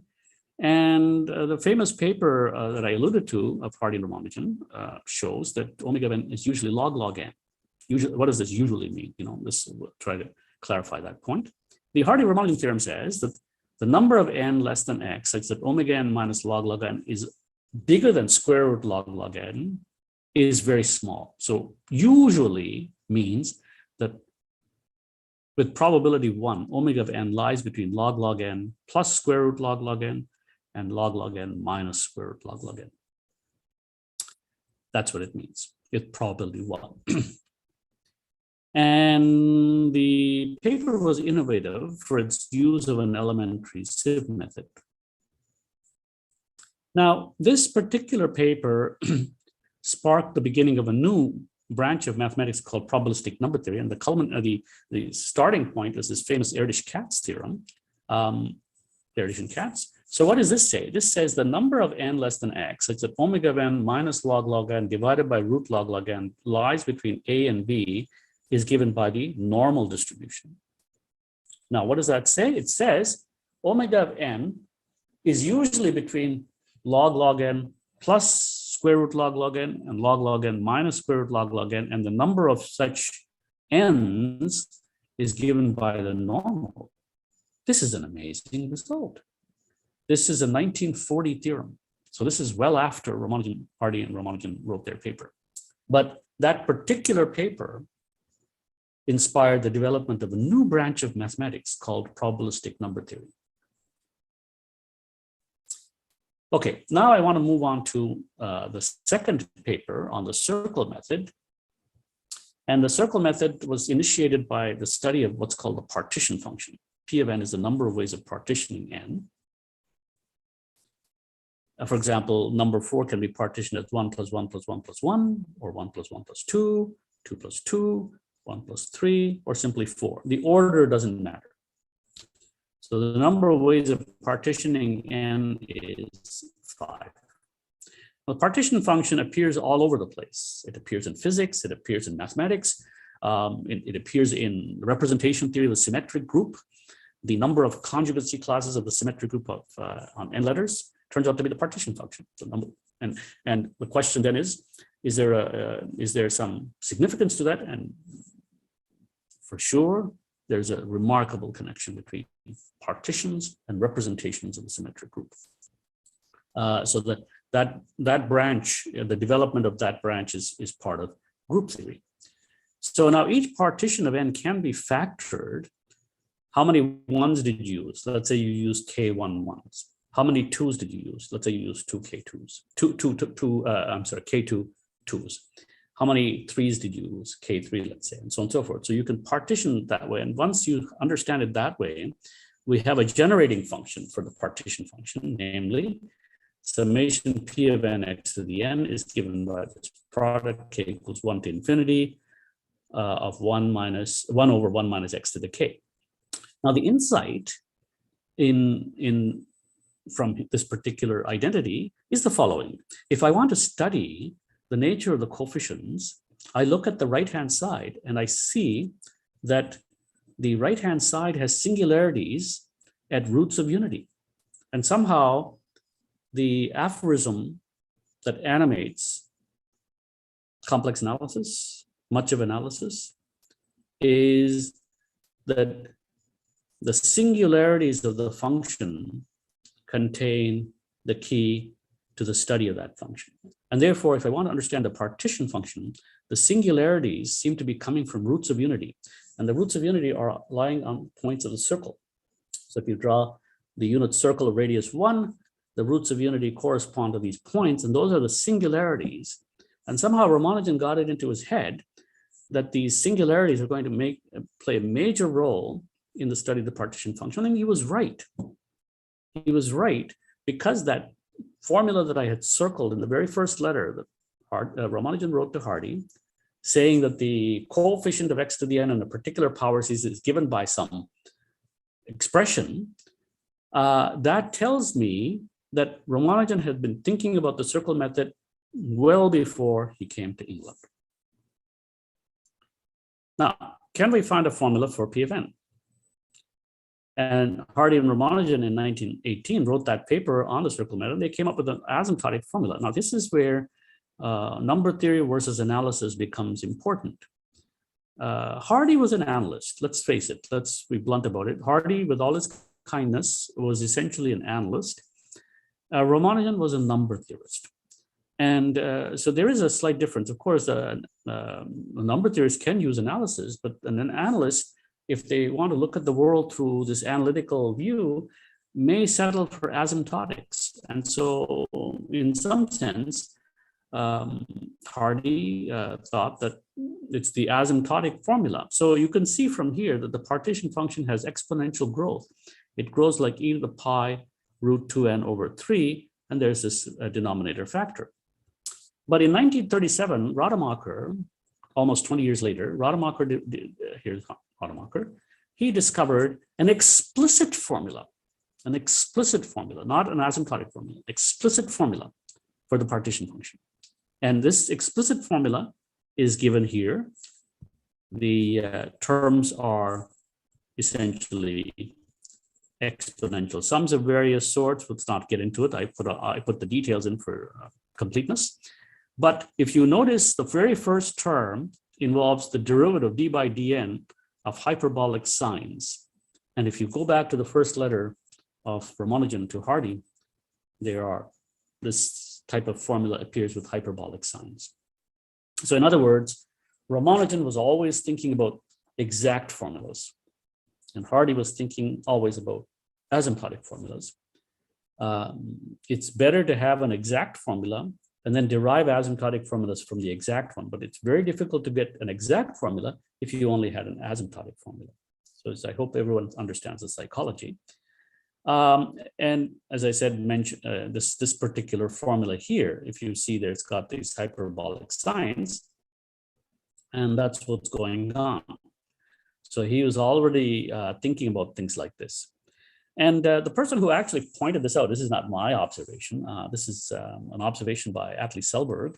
And I heard him lecture in 1987 at the Tata Institute when they were celebrating the birth anniversary of Ramanujan. Selberg pointed this out, and it was news to me. So I actually went and looked at it very carefully. So Selberg says, in the summer of 1937, I had actually myself been studying paper number 36 in the collected papers of Ramanujan. That's the Hardy Ramanujan paper on the partition function, and had arrived at Rademacher's formula. So it always seems strange to me that Hardy and Ramanujan did not end up with this formula, and I believe firmly that the responsibility for this rests with Hardy. I will invite you to go and read what else Selberg says in that article, but it's clear there are two things very clear from this thing. Firstly, it's clear that Selberg also independently derived at the explicit formula that Rademacher got, but never published it, point number one. Point number two, he saw that there were already indications of this kind of methodology in the very first letter that Ramanujan wrote to Hardy. And so they could have had the explicit formula 20 years earlier, had it not been for Hardy insisting on an asymptotic formula. Now, breaking news. So in January 2011, Brunier and Ono, so this is a group photo of when I was at a conference in 2011, 2003. There's Brunier and there's Ono. They came up with a new exact formula for the partition function. The other people are Winfried Konen, Youngju Choi, and Kaneko, Masabu Kaneko from Japan. So that all five of us were involved in a workshop on modular forms at that time in 2003. And Brunier and Ono came up with an exact formula which expresses P of n as finite sum of special values of what are called weak Moss forms, evaluated at CM points in the upper half plane. Don't worry if you don't understand all this, but they found a new connection. Let's put it that way. They found a new connection of the partition function to modular form, to what are called weak Moss forms. And we use this connection. So Michael Dewar and myself use this. So that's Michael Dewar and myself. We use this explicit formula and derived the Hardy Ramanujan asymptotic without the circle method. So that was a kind of a nice discovery that we made, my humble contribution to the theory of the partition function. That's a new proof. So that was interesting paper, and it's not very long. The paper was not very long. It was published in the Proceedings of the AMS. Generating function, as I mentioned, is given by this infinite product, 1 over 1 minus x to the k. And as I mentioned, the key observation is if you put x equals e to the 2 pi I z, the right-hand side turns out to be a modular form of weight minus a half, essentially. It's called a Dedekind eta function. So eta of z is a modular form of weight a half. This means that if you take these modular transformation a tau plus b over c tau plus d transforms into essentially eta of tau times square root ct plus tau. So if you don't know modular forms, don't worry too much about it. Just understand that there are some nice transformational rules. Now, Ramanujan also has to be credited with underlining the importance of modular forms, because his paper, 1916 paper, talked about the tau function, but the tau function is just a prototype. It's an example. It's a prototypical example. It's a very generic example, which kind of suggests a larger theory. And that larger theory, there are several people that kind of tried to develop it after Ramanujan's death: Louis Mordell, Eric Hecke, Atkin and Lehner. So this is Lehner and this is Atkin. Okay, so Lehner and Atkin, I should have put them in the reverse order because we always talk about Atkin-Lehner theory. Anyway, these are the four people that developed much of the ideas that are in Ramanujan's papers until the 1950s, and the theory emerged only at that time. Hecke theory is, of course, very powerful and important. So in the paper that I alluded to, 1916 paper of Ramanujan, the tau function is introduced, and if you don't know what the tau function is, well, here it is. It's you take this infinite product q times 1 minus q to the n to the power 24, just expand it, and if you expand it, you get a power series in q to the n, and the coefficient is called tau n. So that's the definition. That's a very mundane definition, but it'll do for now. And Ramanujan noticed remarkably that there's another way to write these numbers, and he worked them out. Remember that slate, rub off this slate, work out these coefficients and keep on going. And what he noticed was these are your coefficients. This is tau of 2 is minus 24, tau of 3 is 252, tau of 4 is minus 1472, and so on and so forth. And what he noticed was if you take the second number and the third number, you get the sixth number. If you take the second number and the fifth number, you get the 10th number. All of a sudden, he started noticing patterns. I mean, you and I wouldn't probably notice these things, or maybe you would, but I certainly wouldn't. But he started noticing all these wonderful, wonderful patterns about these coefficients, and he made these following conjectures. That tau is a multiplicative function, tau mn equals tau m times tau n, whenever mn are prime. Tau satisfies a certain second order recurrence relation. He actually spelled it out. I'm not going to put it out here because it's a little too long. And then the third conjecture, very important, that tau of p is always less than 2 times the square root of p to the 11. All of these conjectures looked very innocuous, but they're at the heart of the theory of modular forms. So these are called the Ramanujan conjectures, formulated by him in 1916, and finally they were resolved in 1974 by Pierre Delaunay. Last one, I mean, the first two were more or less proved by Mordell, but the last one defied any kind of simplistic approaches. And you really needed the power of algebraic geometry in order to finally solve this problem, which was done by Pierre Delaunay using étale cohomology and very fancy stuff. And here's a good problem for research again. As far as I am aware, the third conjecture does not have a solution yet that does not go through algebraic geometry. And so it's a challenge.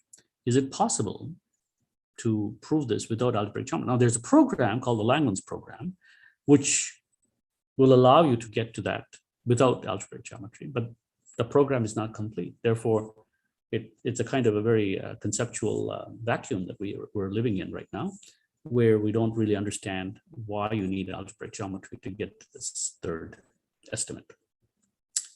Now, Hardy, unfortunately, I told you, I mean, let's be fair. Hardy was great because he invited Ramanujan, he took interest when nobody else took interest and all that stuff. Fine, very good, very good. But Hardy was an analyst, and therefore he was viewing the world through this analytic view. And so he delivered lectures on Ramanujan's work in 1936 at Harvard University. And he made some comments about the tau function that have become famous. He says, we may seem to be straying into the backwaters of mathematics, but the genesis of tau n as a coefficient in so fundamental a function compels us to treat it with respect. Okay, so what we get from it is a kind of a neutral attitude from Hardy that this doesn't look terribly very important, but because it comes as a coefficient in something fundamental, maybe we better treat it with respect. So he's kind of neutral. He's not this way or that way. So let's understand that. Now, Andre Weil pounces on this comment. In his 1972 writ lectures, Weil makes several pronouncements on what analytic number theory is, and then pounces on Hardy. He writes, Hardy's remarkable comment is, we seem to have drifted into one of the backwaters of mathematics. To him, it was just another curious, another inequality. He found it curious that anyone could get deeply interested in it. In fact, he becomes apologetic and explains that in spite of the apparent lack of interest of this problem, it might still have some features which made it not unworthy of Ramanujan's attention. Okay, this is interesting stuff. It's as they say, it adds masala to the entire story. It is who says mathematics is dull? You know, mathematics is quite spicy, and so this masala is very nice to the script. Now, it turns out that Weil's conjectures, nothing to do with Ramanujan's conjectures, were formulated, and by accident, essentially due to the work of Shimura and Taniyama, by accident, there's a connection to Ramanujan. So Weil at the beginning was not thinking about Ramanujan at all. He was thinking about curves over finite fields. So here's how we got into curves over finite fields. In 1947 in Chicago, I felt bored and depressed. And not knowing what to do, I started reading Gauss's 2 memoirs on biquadratic residues, which I've never read before. By the way, here we see that if anytime you're bored and depressed, pick up Gauss and start reading it. So that's the moral there. The first one deals with number solutions of ax to the 4 minus by to the 4th over finite fields. And the second one with ax cubed minus by cubed equals 1. Then I noticed similar principles can be applied to all equations of the form ax to the m plus by to the n plus cz to the r equals 0. And this implies the truth of the so-called Riemann hypothesis for diagonal equations. So now, the Riemann hypothesis that Andre Weil is referring to is that there's an analog of the Riemann zeta function in the function field case. And if you want to prove the Riemann hypothesis for this new zeta function, it starts to resemble the third conjecture of Ramanujan. But of course, he's not saying that here, but it does. And that connection came up only later. So the key idea for the third conjecture, now, 1960s and early 70s, there was a famous conjecture of Sayre that says the tau function is not some curiosity.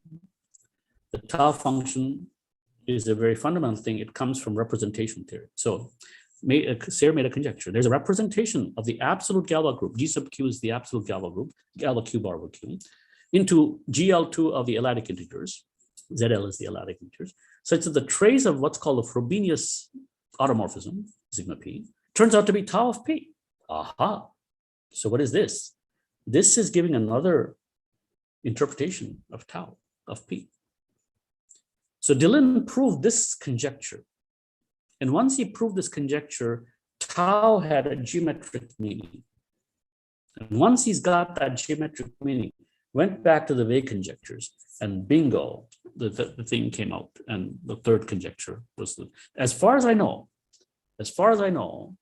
this is the only proof of the third conjecture of Ramanujan known to the human race. So it would be an interesting problem to work on this kind of thing. And, you know, actually Punjab University, if I'm not mistaken, Hansraj Gupta and other people, I think goes back to the 1930s. Chawla also, I think, was at Punjab at some point. all these people were working on things at that time, but of course they were working in an isolated context. But now we know much more. Maybe it's time to look at this thing again from this new angle.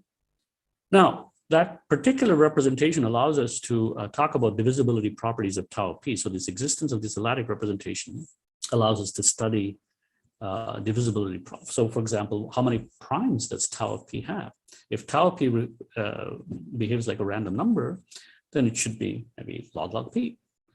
It could be infinite if Lamar's conjecture. So there's a famous conjecture which is still unproved, that tau of p is never 0. And this is, again, one of these remarkable, stubborn, unsolved problems that perhaps should be looked at now. And then the question, are there infinite primes p such that p divides tau p? We don't know the answer to this question either. So lots of beautiful questions about tau that we don't know. Now, in the 1980s, my brother Kumar and I were starting to look at Erdős-Katz type theorems for tau of p. And so we managed to prove that the number of prime divisors of tau of p is usually log p, something very close to the Hardy-Ramanujan business. So we ended up getting a normal distribution again. But unfortunately, we had to assume the generalized Riemann hypothesis. So now this is the classical kind of generalized Riemann hypothesis. This is my brother and myself. So we proved this, and so there's, again, a lot of work to be done. Since that time, we've managed to reduce the full strength of the generalized Riemann hypothesis to a weaker condition, but that weaker condition is still unknown. And it would be nice to work on that again and perhaps try to get rid of the Riemann hypothesis. So this would be an interesting thesis project. And in the context of the tau function, another conjecture emerged in the 1960s, largely due to the work of Sato, Mikio Sato, and John Tate, and then refined by J.P. Sayre. And the conjecture is that the tau function, if you now divide out by 2p to the 11 halves, you get a number of absolute value 1. So it's the number that lies between -1 and 1. And the question is, as p varies, how are these numbers distributed? And it turns out that they should be distributed with respect to this measure, 2 over pi times square root 1 minus x squared dx. This is a conjecture of Sato and Tate, refined by Sayre. And for a long time, this was unknown, but now it has been proved. So now it's been proved. Now, on the other hand, you can consider another version of the Sato-Tate conjecture, which is what's called the vertical Sato-Tate. So in 1997, Sayre proved the following: fix a prime p and consider these eigenvalues of all these Hecke eigenforms of weight k and level n, and that they should be equidistributed with respect to not the Sato-Tate measure that I talked about in the previous slide, but a slightly skewed measure. And this particular theorem can actually be proved. And with Kaninika, which Professor Khanduja mentioned, my former student, we managed to show that you can get a refinement of the distribution of these coefficients with respect to the Sayre's mu p measure and an error term as well. So this was a nice piece of work. So we got that. And so what about the classical Sato-Tate? And as I mentioned, Barnett, Lamb, Garratti, Harris, and Taylor have published a proof of this conjecture. And the result applies to Fourier coefficients of Hecke eigenforms, uses, unfortunately, representation theory, algebraic geometry, and number theory. So maybe fortunately or unfortunately, I mean, it uses everything, including the kitchen sink, as it were. So everything is used, and it's a tour de force theorem, one of the big pinnacles, achievements of the early 21st century, I would say. So this allows us to go back to an early love of mine that had worked at the Tata Institute when I was a postdoc and back in 1981. Has to do with the maximal order of the tau function. Now that we know the Sato-Tate distribution, we can actually say that tau function, the maximal order can be determined completely. And so I'm going to just flash these theorems for the cognoscenti, the experts who are listening. But basically, we now know the complete growth rate of these things. So we have that for infinitely many n, tau n over n to the 11 halves is bigger than this, and for all n sufficiently large, it's less than this. Therefore, we know the growth rate of this particular function. And then there are new variations building on the work that has just come about, modifying these arguments of that, Barnett, Geraghty, Harris, Taylor paper, and twisting by Ardnell series, we can now deduce new distribution theorems called non-abelian Chebatarov type theorems. And this is again joint work with Kumar. Now, let me say a few words about Ramanujan's illness to conclude the talk. Ramanujan contracted tuberculosis, as Professor Khanduja mentioned, and was admitted to the nursing home in England. My understanding is that it's not only perhaps TB, but other things too that contributed to Ramanujan's illness. Part of it has, my guess, I think I'm not making this up, but part of it has to do with the letters that he was not getting from home, I suppose, from his wife, that were being intercepted by Ramanujan's mother. That's another story. So, but anyway, he showed some improvement in the fall of 1918 and was elected to the Royal Society at the time, as Professor Khanduja mentioned. And by 1919, he recovered enough to return to India, but afterwards passed away at the age of 32. So this is a very sad kind of early end to Ramanujan's life. And of course, the famous number 1729, which Professor Khanduja alluded to, here's the taxi cab. I bet you she didn't have this picture of the taxi cab. So here it is. The story is that he was in a sanitarium, and I just came in a taxi numbered 1729, Hardy says, which looks like a dull number. Hope it's not a bad omen. And on the contrary, it's very interesting. It's the smallest number that can be written as sum of two cubes in two different ways. And as Professor Khanduja mentioned, it's equal to 1 cubed plus 12 cubed and 9 cubed plus 10 cubed. So there you are. Really, Hardy should not have made that comment, because if you go back to that function delta of z, what do you see at the denominator? 1728. You see, so that is a number theorist for you versus an analyst. Now, on his deathbed, Ramanujan had scribbled a new theory called Mach theta function, which he called Mach theta function. But the word theta function he was using in the sense of modular forms. So essentially on his deathbed, Ramanujan outlined a new theory of Mach theta functions in his last letter to Hardy. It took mathematicians 80 years to formulate precisely what Ramanujan meant by these functions. And now we know, in modern language, Mach modular forms fit into a neat exact sequence of, so this is the space of Mach modular forms. This is classical modular forms of weight 2 minus k, and mk shriek refers to weak modular forms. And so the Mach modular forms appear as things that you need to have, which you can complete in order to get an ordinary modular form. And if you take this, what's called a shadow map, the shadow of this is not a modular form, but it's a Mach modular form, but it has a shadow, and the shadow turns out to be a classical modular form of weight 2 minus k. So here's just to look at the metaphor of the shadow. The shadow is kind of like a two-dimensional thing of a three-dimensional object. And so Ramanujan's vision was something like stuff that you're playing with, modular forms, are really shadows of something grander, namely Mach modular forms. And so he comes up with this remarkable idea, and it took us almost 100 years to figure this out. So that's Mach theta functions or Mach modular forms of weight 1/2. So we now have the beginnings of a new theory.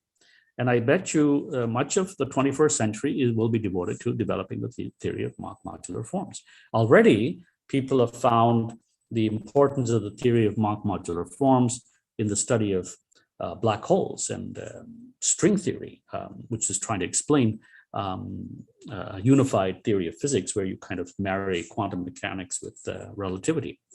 So already this grand unified theory, the holy grail of theoretical physics, seems to require string theory, and string theory seems to require Mach modular forms. So this is another new theme of the 21st century. So Hardy thought all was well when on 12th January 1928 received a letter describing his new discovery of Mach theta functions. They are now the subject of current work of research, and Bruni Ono work we discussed earlier was based on that theory. Now, Freeman Dyson is making this prediction that Mach theta functions give us tantalizing hints of a grand synthesis still to be discovered.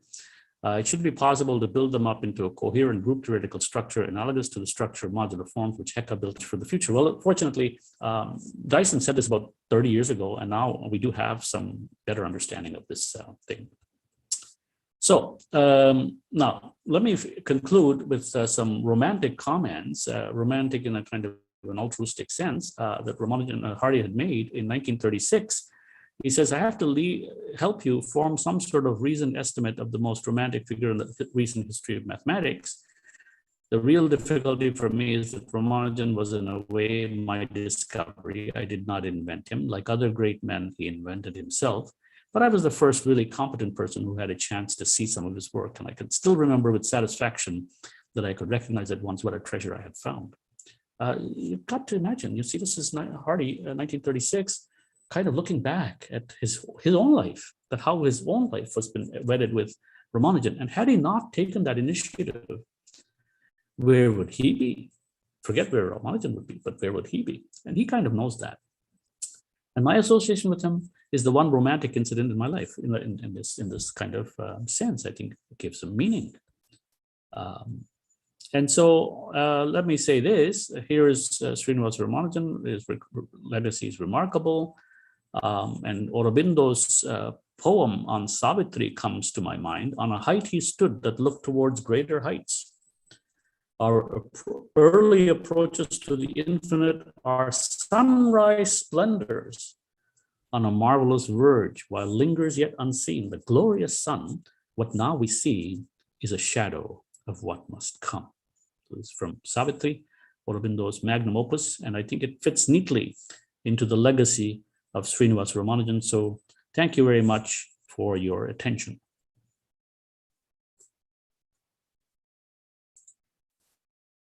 I'm done.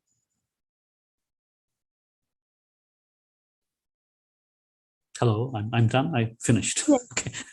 Okay. Thank you, sir. Thank you very much for your insightful lecture.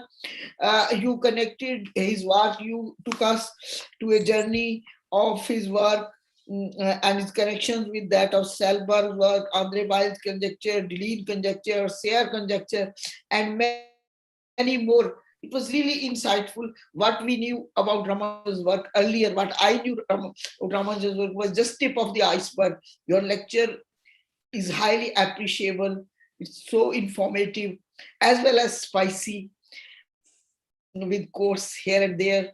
You know, any questions students want to ask, anything else they want to ask, you're welcome.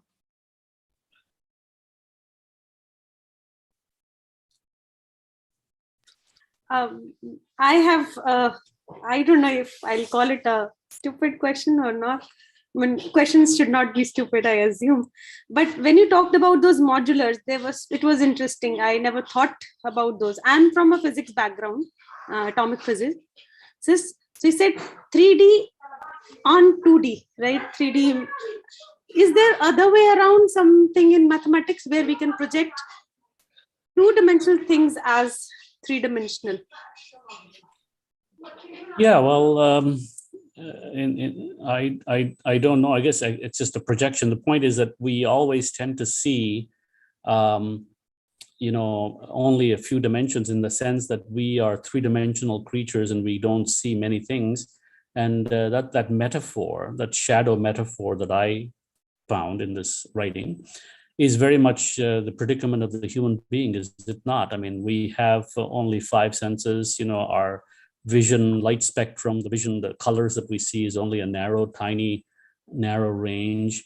The things that we can hear, the auditory spectrum is only a small range of frequencies. I mean, dogs can hear higher frequencies, and there's infrared light, there's ultraviolet light, and there's all these frequencies that we don't see. Simply because we don't see them doesn't mean that they're not there, but that there are more dimensions.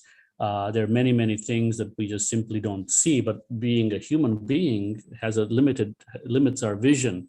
And it is what I find remarkable about the human being is, even though we're limited, we're able to figure out so much, and the adventure of contemplating the mysteries of the cosmos seems to be a spiritual quest of sorts. In that sense, I use that shadow metaphor to embody Ramanujan's life. Yeah. Thank you so much, Professor Murthy. Any other doubt, questions, comments?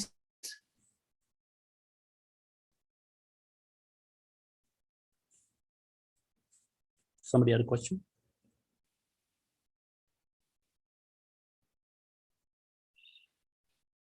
I have a question. So is everybody stuck in their own home? Yes. Mm-hmm. Because we have third wave in India of the pandemic. Actually, this conference was to be organized in Amritsar. I was supposed to go to Amritsar, and maybe then flights from Canada are not coming to India. Maybe. So they're not. Oh, I don't know. I think I haven't been keeping track because Canadian citizens they may allow, but then you have to go a quarantine of 8 days. 8 days. I'm sure that is. If flight comes, you have to undergo a quarantine of 8 days, so nobody will come and waste 8 days in a prison cell. If you're quarantined in a hotel. Yeah. Okay. So I see. Yes. So everybody's at home. So that is it. And it is not the case over there in Canada. Oh yeah, the restrictions have been slightly weakened today, as of today.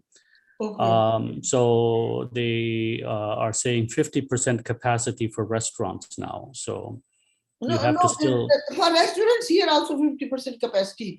But for going to university. Oh yeah, no, we're not going to university. I'm teaching from my dining room. Yes. I'm sitting in my dining room and I'm teaching from here. And I've been doing this for the last month, and I have to do it for another month. Yeah. The same is the case here. The same is the case here in most of the universities, in most of the institutions, and in schools and colleges. So they sometimes play hide and seek. They open the school for a few days, and then corona cases come again, they are closed. So it's like this. But university, they are lecturing from online. Students are availing of online lectures, and so is the case with ICER, Mohali. So, okay. And in office work, they are going with 50% capacity. So that is the thing. It's sad that all the students that are now, in India, my former students. Yes. Every one of them got COVID. Got COVID once or the other. Yep. One or the other time, in one or the other way. Yep. Every one of them. And I don't understand, because they were all vaccinated. I don't understand how this is working. No. I'm vaccinated. I still. No, sir. In Canada, my nephew's son lives in Canada. He's a young 6 feet boy, healthy and smart and active. And he's a robotic engineer there in Ontario state only, in Ontario. So he was vaccinated twice in Canada only. And he got COVID a few days back in Canada. Oh, that's bad. Yeah, I see. No. I'm just, you see, here I am. I've been here in my dining room for the last 6 months. I haven't gone anywhere. No, I have become bold now. Though that time is gone, I rarely go to the market. I make it a point to go to the market. I go to the temple as well as Gurudwara in the morning. But I don't go to restaurants and all, because but at least temple and the Gurudwara and the market. Otherwise, I will go into depression. Oh yeah, no. I have been doing the same. I mean, I'm not the temple and the Gurudwara, but I've been going to the grocery store and getting my stuff once a week. And I do take walks by myself, but I don't, mingle with people. Yes. Otherwise, we will not die of corona. We will die of loneliness. Depression. You'll die of loneliness. Yeah, you'll die. I think the human being is a depression. Exactly. Yes. I do invite sometimes maybe only 2 friends at a time. So I invite them, and I want to be invited, and I want to be invited. So that is it. Otherwise, it's long. I mean, it's very long period since March to 2020. We are inside. All of us are inside, and without human interaction.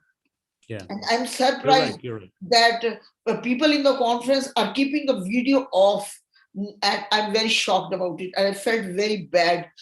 Yesterday, 2 days back, I was attending Indian Women and Mathematics Conference, and I asked them, please switch on the video. At least we can see each other virtually. We can have the pleasure of seeing each other virtually. We can't meet at this time. I had every plan to come to Amritsar, but then when cases started rising exponentially, I told Jatinder, wait for a few months. I will certainly come there. It's very essential that we see each other. Everything here is closed except for education, which is a sad scenario. But I'm sorry to interrupt you. Our next speaker is already here. So, ma'am, if we can conclude the session. Yes, the session is concluded, and we invite the next speaker.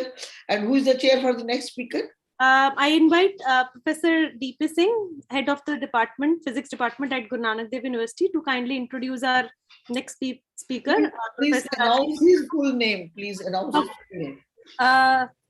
Dr. Ashish Arora. He is the professor and head. D.P. Singh का पूरा नाम तो बताइए ना. Devendra Pal Singh. Sat Sri Akal, Dr. Sir.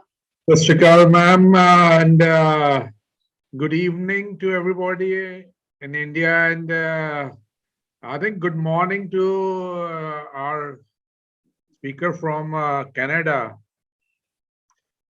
So I'm here to chair the next session, for which the speaker is Dr. Ashish Arora. He is currently professor and head department of mathematical sciences, IK Gujral, Punjab Technical University, Kapurthala. I'll introduce Dr. Ashish. Dr. Ashish did his PhD in the field of applied mathematics from Punjab University, Chandigarh. His field of study was behavior of seismic waves in porous media, which has potential applications in the fields of exploration, geophysics, and acoustics. Dr. Arora started his teaching career at GNDU University, Amritsar in year 2000, and later joined PTU, Punjab Technical University, Kapurthala, in year 2010. He also worked at the University of Dundee, Scotland, under exchange program of Indian National Science Academy and Royal Society of Edinburgh. Presently, he is working as professor and head department of mathematical sciences, IK Gujral, Punjab Technical University, Kapurthala, Punjab. So I won't take much time and be between you guys and the speaker. So I'll request Dr. Arora to take over and deliver his talk. Dr. Arora. Thank you, sir, for introducing me. So I hope my voice is clear and audible. Okay, so good evening, ma'am. Sudesh, ma'am. Good evening. How are you? I'm fine, absolutely fine, ma'am. So let me share my screen. If,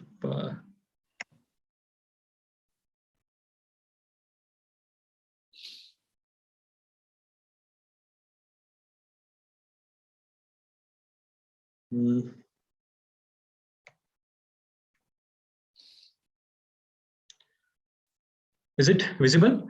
My screen is visible, I hope. Yes, sir. Yes, visible. So my subject is a little different. So everybody was talking about Ramanujan and number theory, and I didn't listen to the last lecture. But I'm going to talk about little history of mathematics. So especially emphasis on contribution of ancient Indian mathematicians.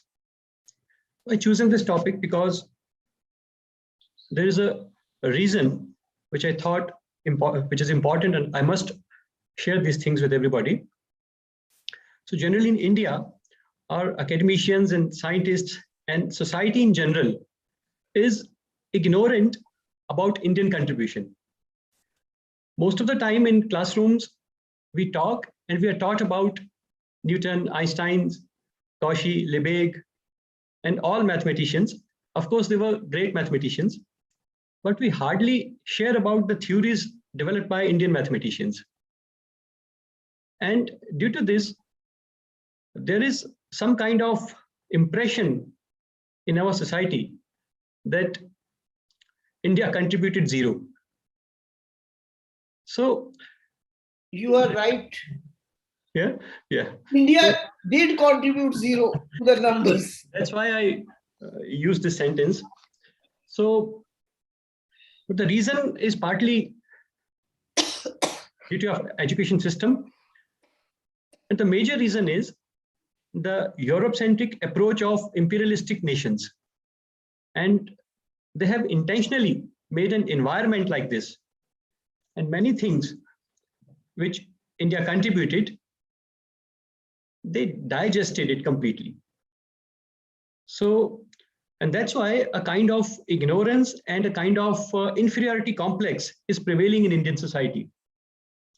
And one of the examples which Dr. Abdul Kalam, he mentioned in his book, he said that when I was at a visit at NASA, I saw a painting displaying a battle scene, and the soldiers on the side launching the rockets were not white, but were dark-skinned and with racial features from South Asia.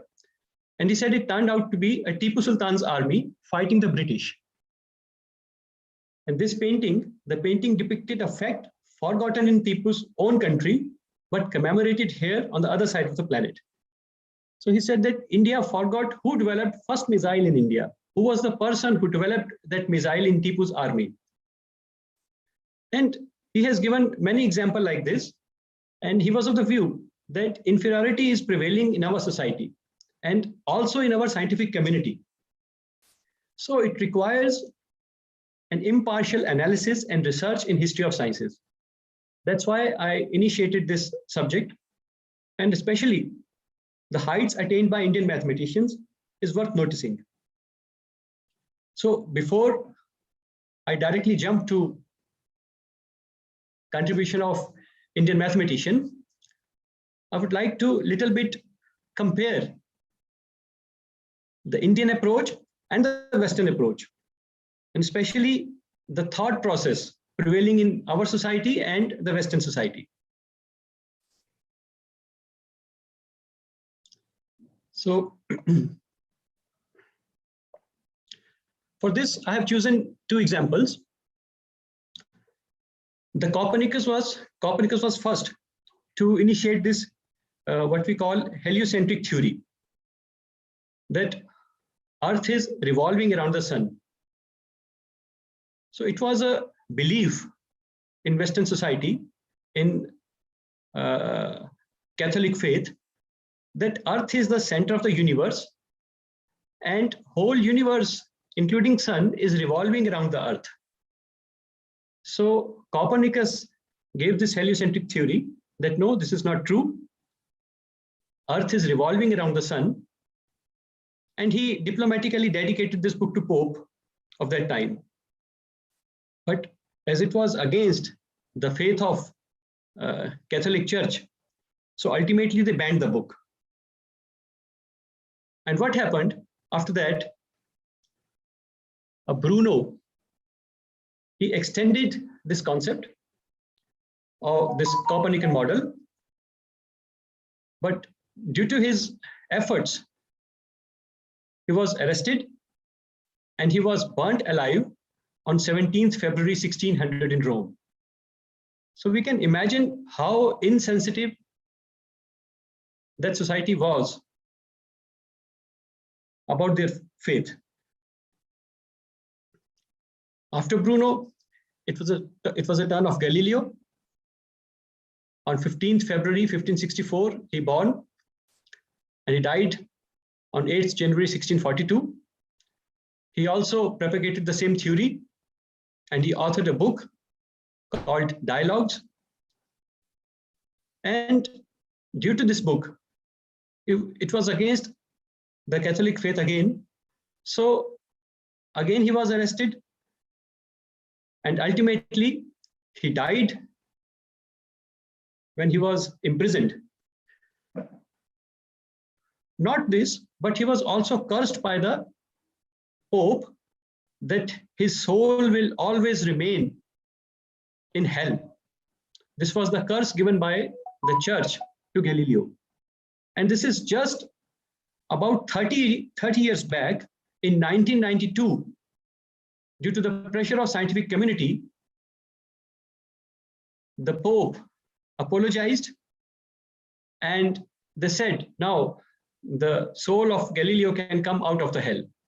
So this is what we are talking about. The society we consider very scientific and very modern. Of course, I'm talking about the time when India was a rich country with a rich tradition. And another example, Galileo conducted an experiment of falling bodies. He said, if I throw one heavy object and one light object from a building, both the object will fall at the ground at the same time. But people did not believe that, because it was a general belief that if I throw a 10 kg object from a building and 20 kg object from a building simultaneously, then 20 kg object will fall 2 times faster than the 10 kg object. This was the common belief in the society. So when Galileo conducted this experiment successfully, people started calling him a black magician. They even did not accept that theory, that it's true. So this is how things were going on, and the thought was prevailing. And they were not in the behavior of conducting experiments. Yes, this was the general belief in society. I'm not talking about the scientific community. Of course, Galileo, Bruno, and Copernicus was also there. But now, if we compare the Indian tradition, so Indian tradition has always been the tradition of debates, what we called Shastrartha. The idea was accepted only on the basis of logics, experiments, and experience. And different school of thoughts were prevailing in India. And everybody was free to follow their own traditions and paths, what we generally call sampradaya. Sampradaya is a Sanskrit word, means which provides equality. Sam means equality. Pradaya means which provides equality. So if somebody is following another path, he was equally respected, because everybody knew that ultimately truth is same. Everybody can reach the truth by following its own path, his or her own path. So one famous example is of Charvak philosophy.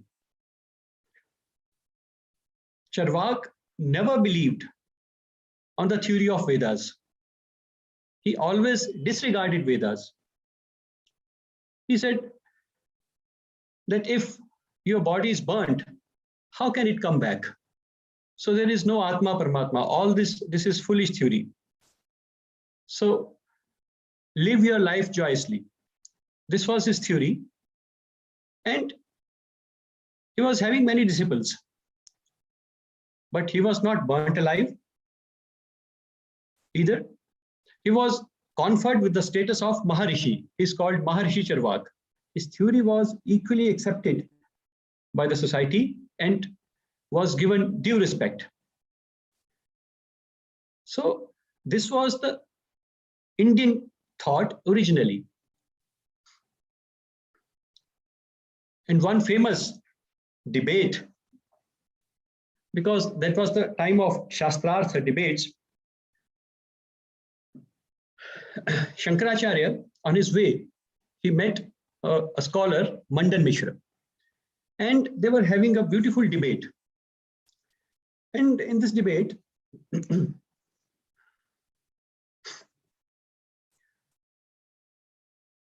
wife of Mandan Mishra, Ubhay Bharati, she was made as a judge. And she was having high intellect. She was intellectual, and her intellect was beyond partiality and beyond discrimination. And this debate went on for many days. And after many days, Ubhay Bharati provided her judgment. And she said that Mandan Mishra is defeated in this debate, and now he has to follow the path of Shankaracharya. But she also told that Shankaracharya is not able to defeat Mandan Mishra completely,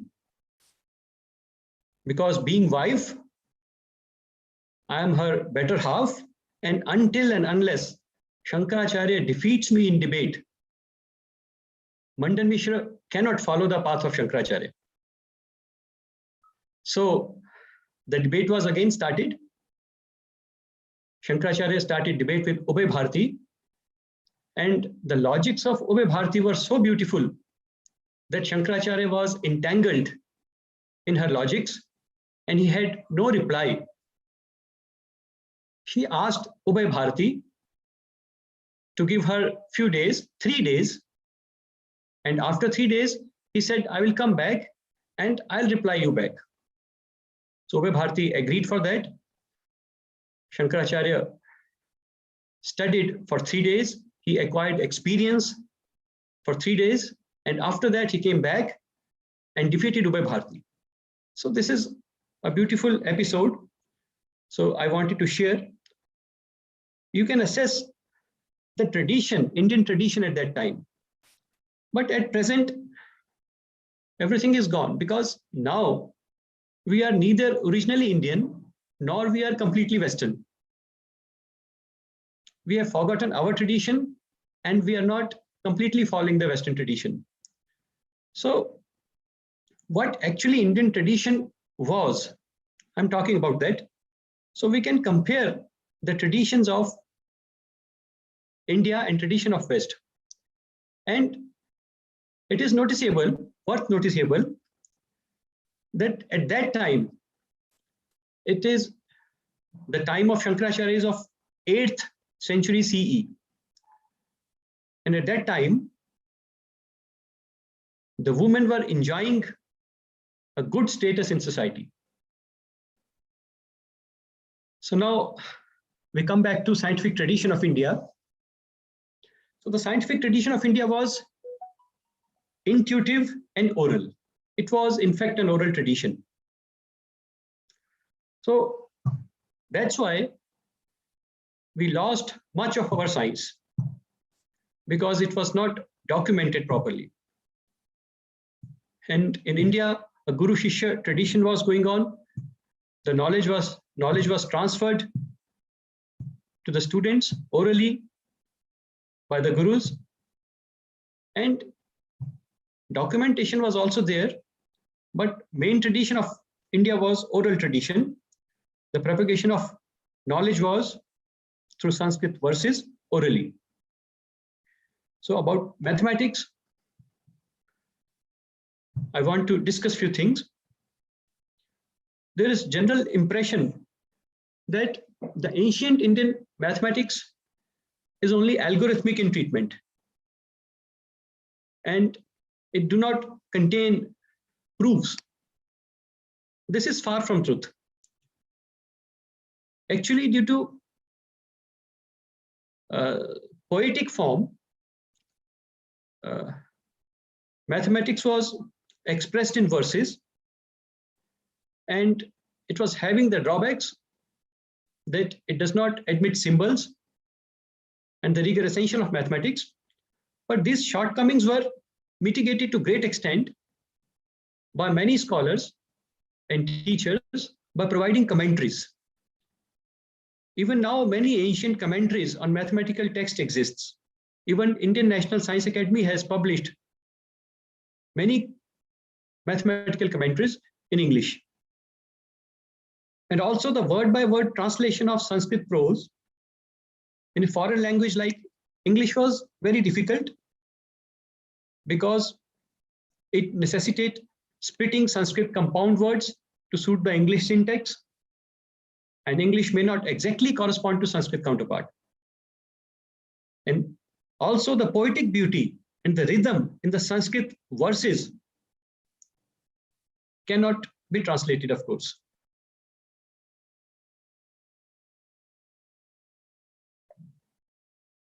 Also, a mathematician or scientist were used to be poets.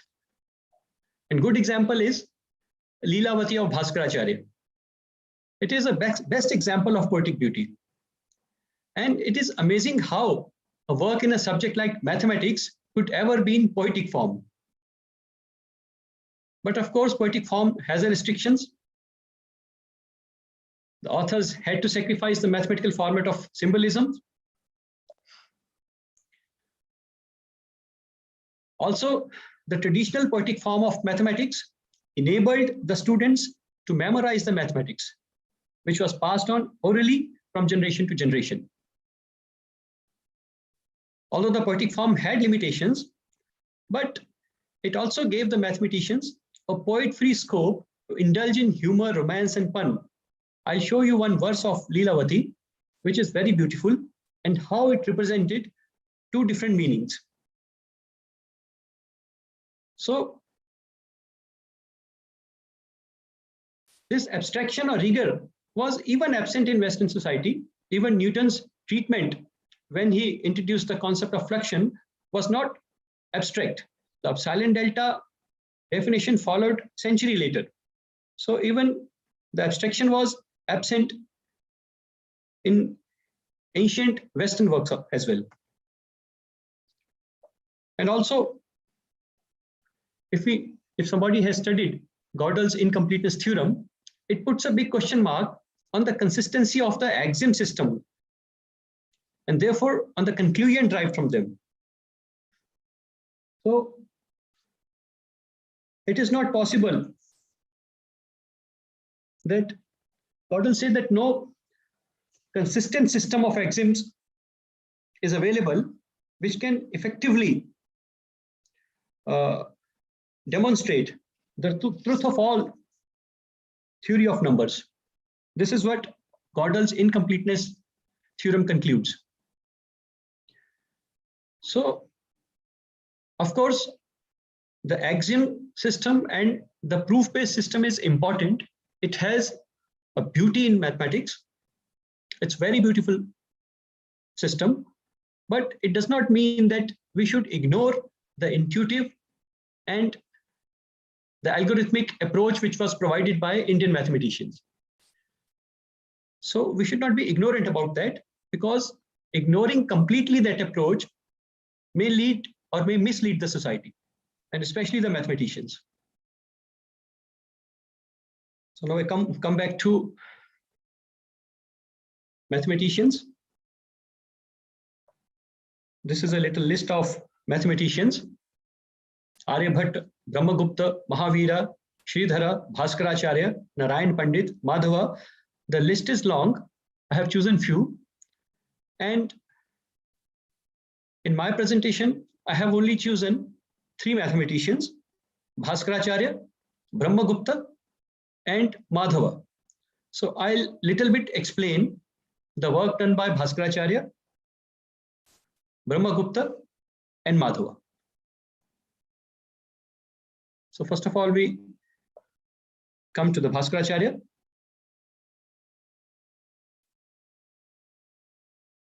Bhaskaracharya was born in 12th century, and it is clear from his stanza in Goladhyay. He wrote famous treatise Siddhant Shiromani in 1150. at the age of 36. Bhaskara gave some information about his family in his chapter, but the place to which Bhaskaracharya belonged is unknown. He has written about some place, Vijjalavida in Maharashtra, but which place is that exactly? It's unknown. Some researchers has tried to find out that place, but till date it is unknown which place is Vijjalavida. And this is also something, a kind of ignorance in our society, that we don't know much about our ancient mathematicians.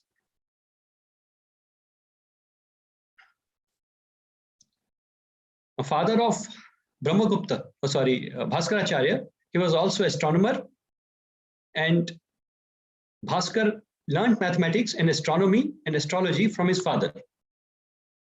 And he was conferred the title of Acharya. In Lilavati, he has shown that he has written a stanza in which he has explained that for this title, Acharya, how many subjects the people used to learn.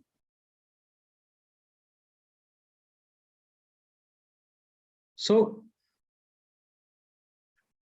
Bhaskaracharya has written Siddhant Shiromani.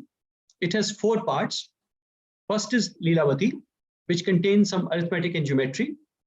It contains all prerequisites to study astronomy.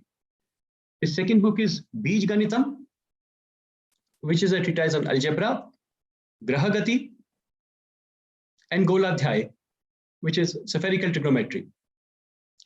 And in Grahagati, Bhaskaracharya has used the concept of differentiation.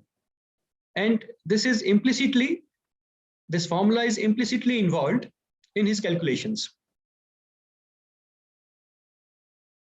And Lilavati is very important text because it also depicts the social conditions of that time. Wealthy people wore garments of silk imported from China. Nishika, a silver coin, was the principal currency. Peacocks were common pets. There were abundance of lotus flowers, bees, elephants, and birds. Shiva, Vishnu, Ganesha were worshipped. Ramayana and Mahabharata were studied regularly.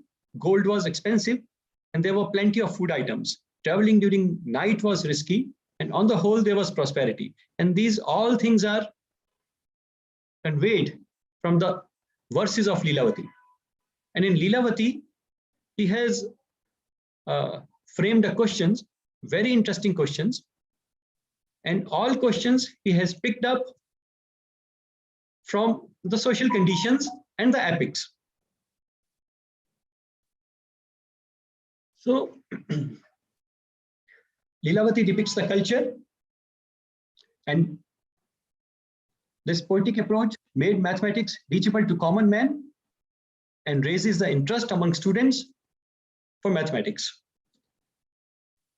And this whole Lilavati, basically, it's interesting to note that this book was written in 12th century, and this book is addressed to a girl named Lilavati. Who was Lilavati? It is not clear. Some says that Lilavati was daughter of Bhaskaracharya, but few stanzas made it clear in Lilavati itself that this girl Lilavati was not the daughter of Bhaskaracharya. Lilavati may be some imaginary figure. And this important mathematical work was addressed to a girl, while in European universities, they were prohibiting female students to study mathematics even in 19th century. So these are few verses from Lilavati. So we are not going to solve these because these are very simple, and but we can imagine the concept of arithmetic prevailing at that time. And in Lilavati, Bhaskaracharya explains the methodology, how we can deal with fractions, how we can deal with equations, and then give some examples in the form of verses.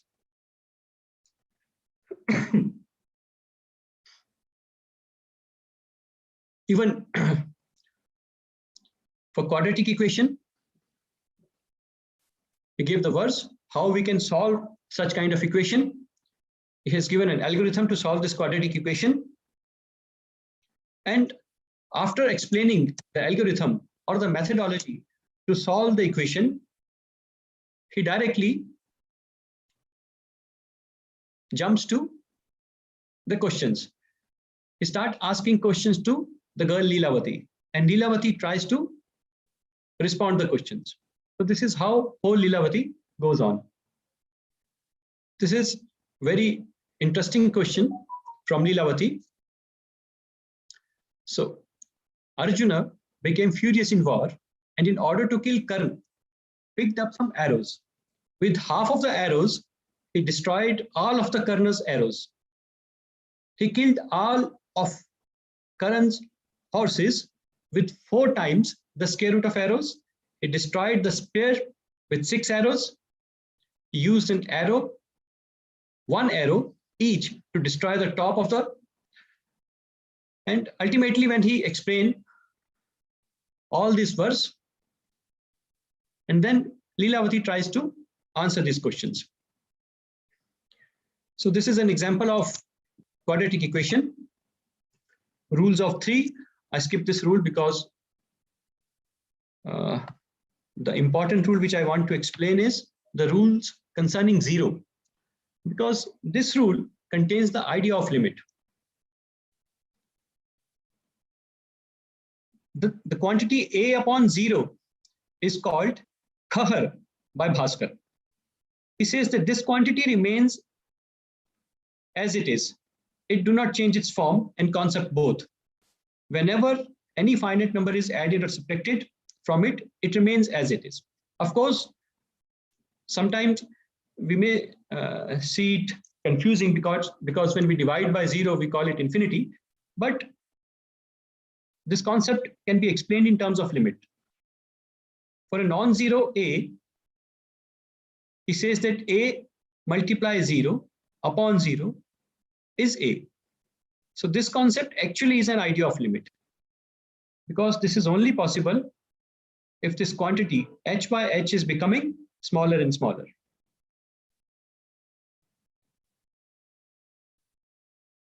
He gave an example. A certain number is multiplied by 0 and added to half of result. If the sum so obtained is first multiplied by 3 and then divided by 0, the result is 63. Find the original number. So what he says, that if a certain number is multiplied by 0, if we multiply x with d, and if the sum so obtained, this is added to half of the result. So x multiplied by d, half of x multiplied by d is added to xd. And this sum is multiplied by the 3 and again divided by d. We say it is 63. So what will be the x? Otherwise, multiplying with 0 and dividing by 0 has no meaning until we imply the idea of limit. And he solved this question and gave the answer, x is equal to 14. This is very interesting method given by Bhaskaracharya. This method is called Kuttaka method. Kuttaka means powdering something, pulverization or powdering something. So how he arrived at this result, I don't know. We may find some different proofs of this method, but this is really interesting method. So if I have an equation, 100x minus 63y is equal to minus 90. Suppose ax plus b is cy. So how we can solve this equation? So to solve this equation, the algorithm is explained by Bhaskaracharya. So dividing the coefficient of x by the coefficient of y, 100 by 63, we obtain 37 as a remainder and 1 as a quotient. Now again, we divide the 63 by the remainder 37. Again, we obtained remainder 26 and quotient 1. This process continues. Again, we divide this 37 by the remainder 26. We obtain remainder 11. And again, quotient is 1. Again, following the same procedure, we divide this 26 by 11. We get remainder equal to 4 and quotient equal to 2.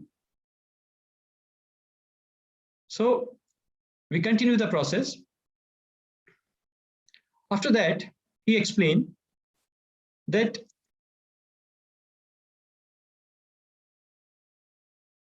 starting from this 1 in upward direction, the quotients are 1, 2, 2, 1, 1, and 1.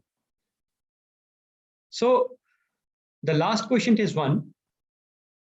We multiply this 1 by the magnitude of the constant on the other side of the equation, 90.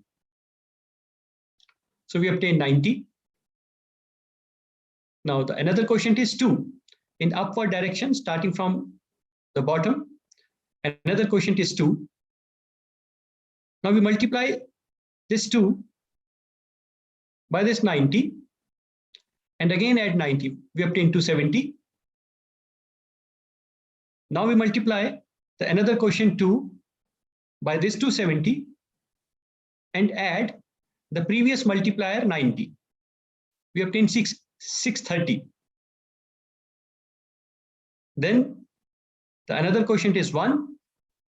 Again, 1 is multiplied by the value we obtained 630 and the previous multiplier is added. It is 270 and we obtain 900. Again, the same process is followed using this quotient from bottom to upward direction. So ultimately, we obtain 1530 and 2430. Now, dividing this 1530 by the coefficient of y, we get the value of x, and dividing 2430 by the coefficient of x, we obtain the value of y, which is 30. So this is the method he has explained to solve this kind of equation. This is interesting method. And of course, he has just explained the method, but how he arrived at this result, because the proofs were absent. All the mathematics was in verses. And many commentators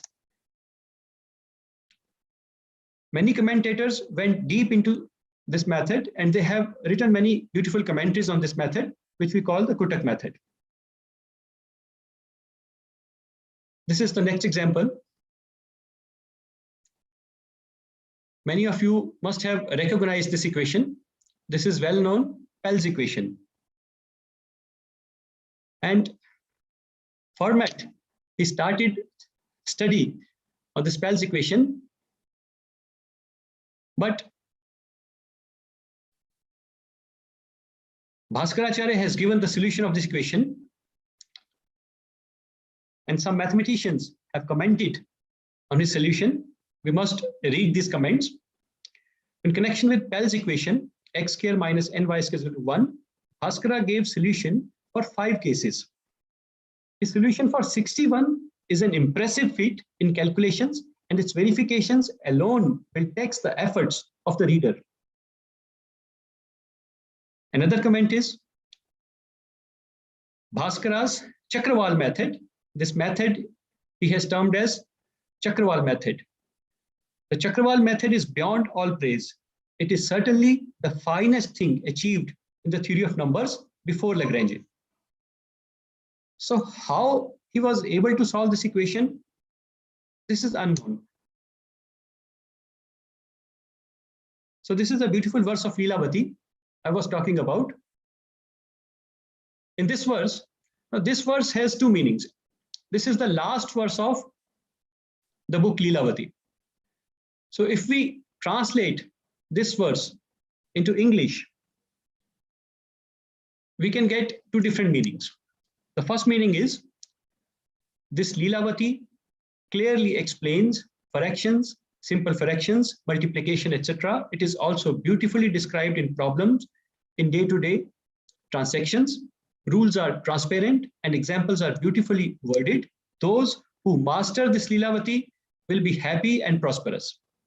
And another reason is, another meaning of this verse is, Lilavati is born in a respectable family, stands out in any group of enlightened persons, has mastered idioms and proverbs. Whomsoever she embraces will be happy and prosperous. You see how beautiful two different meanings have been arrived by translating this single verse. So this is a beauty of the mathematicians, Indian mathematicians. Now we know that the award is conferred every 4 years in ICM, which is called Lilavati Award. It was started in 2010 to commemorate this book Lilavati. Now I come to another mathematician, Brahmagupta.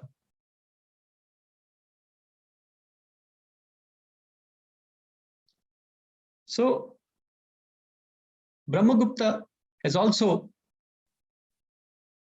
extensively worked in the solution of equations. Of course, he has given this methodology of solving quadratic equations. And era of Brahmagupta is about it's 6th century. Of course, this Brahmasputik Siddhant is commentary on Brahmagupta's work, but Brahmagupta belonged to 6th century. And the time period of Bhaskaracharya is 12th century.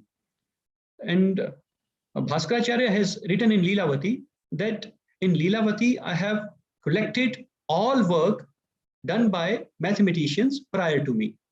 So, of course, he has also worked on quadratic equations, Pell's equation, and the study of Pell's equations was in fact initiated by Brahmagupta. So he also gave the area of cyclic quadrilateral, how to measure the diagonal of cyclic quadrilateral. He gave the results for that. And he initiated the study on this equation, which we call Pell's equation. So, for example, 41x square plus 1 plus minus 1 is y square. So Brahmagupta initiated this study in 628 AD, but 628 AD's Brahmasputik Siddhant is not written by Brahmagupta. It is commentary of on the work of Brahmagupta. So maybe prior to 628 AD. And Fermat initiated this study in 1657.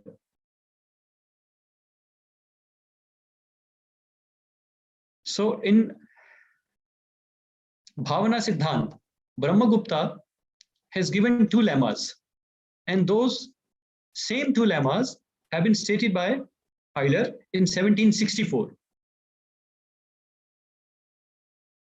So this is just a comparison. So we come to Brahmasputik Siddhant. Yeah, this is important lemma which is given by Brahmagupta.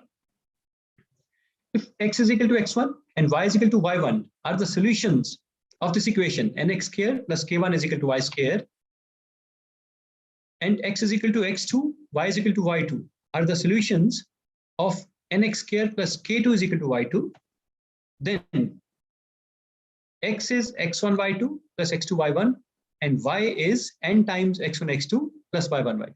These are the solutions of these equations. So this is the lemma he has given. Similarly, these are the solutions of nx square plus k1 k2 y square.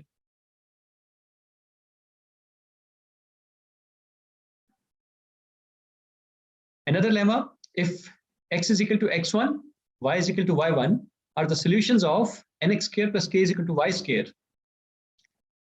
Then 2x1 y1 and y is equal to n times x1 square plus y1 square are the solutions of nx square plus k square y square. If x1 and y1 are solutions, then twice of x1, y1, and x1 square plus y1 square are also the solutions of same equation. So this is his another lemma. And third lemma he provided, this is mentioned in one of the books. If x1, y1 are the solutions of the equation nx square plus minus k square is equal to y square, then x1 upon k and y1 upon k are the solutions of the equation nx square plus minus 1 is equal to y square. This is his third lemma. So using these lemmas, Bhaskaracharya has mentioned that using these lemmas, we can have infinitely many solutions of these equations. And he anticipated that using these lemmas, we can get infinitely many solutions. And it is worth noticing that Euler used continued fraction method to find the first solution of this equation, but not before stating same two lemmas and by terming them as lemmas of capital importance. He has also stated these lemmas and used these lemmas. So this is the importance of the work of Brahmagupta. And third mathematician which I wanted to discuss was Madhava of Kerala. He was born in 340 AD. Here, by chance, it is written BC, not in BC. He was born in 14th century. Madhava, sometimes called the greatest mathematician, astronomer of medieval India. He came from Kerala, near the southern tip of India. I cannot pronounce this word, Sangamagrama. I don't know whether I'm pronouncing it correct or not. He founded the Kerala School of Astronomy and Mathematics in the late 14th century. And almost all of Madhava's original work is lost. He has referred to many times in Yukti Bhashya, which was written later by a mathematician belonging to Kerala School of Mathematics. So most of his work is cited in Yukti Bhashya. He developed infinite series, including the series of sine, cosine, tangent, arctangent, and to approximate the value of pi. And he paves the way from traditional finite process of algebra to consideration of the infinite. And he also paves the way for future development of calculus and mathematical analysis. Unlike most previous cultures, which had been rather nervous about the concept of infinity at that time, Madhava was more than happy to play around with infinity, particularly infinite series. So Madhava went further and linked the idea of an infinite series with geometry and trigonometry. And he realized that by successively adding and subtracting different odd number fractions to infinity, he could find the exact formula for the value of pi. And this was 2 centuries before Leibniz was to come to the same conclusion in Europe. And now the historians of mathematics agree with this, that the Madhava was first mathematician who invented infinite series. And that's why the Leibniz series has now been renamed as Madhava-Leibniz series. So he used the same mathematics to obtain infinite series expression for sine, cosine. He also gave estimates of the error term, a correction term, implying that he quite understood the limit nature of infinite series. That's why he provided even the correction term. So now the documents are available from where it is clear that the first attempt of integrating a function was also given by the successors of Madhava. And he also discovered some solutions of transcendental equations by process of iteration and found approximations for some numbers by continued fractions. In astronomy, he discovered a procedure to determine the positions of the moon every 36 minutes, and methods to estimate the motions of the planets. So Madhava provided much to the world of mathematics, but he's a forgotten mathematician. This is a passage found in Tantra Sangraha. So Tantra Sangraha means the compilation of the system. And this treatise was compiled by Neelkant Soumyaji. He was belonging to Kerala School of Mathematics. He provided this Tantra Sangraha in 1501 CE in 16th century. And this verse provides the method to express sine and cosine in infinite series. So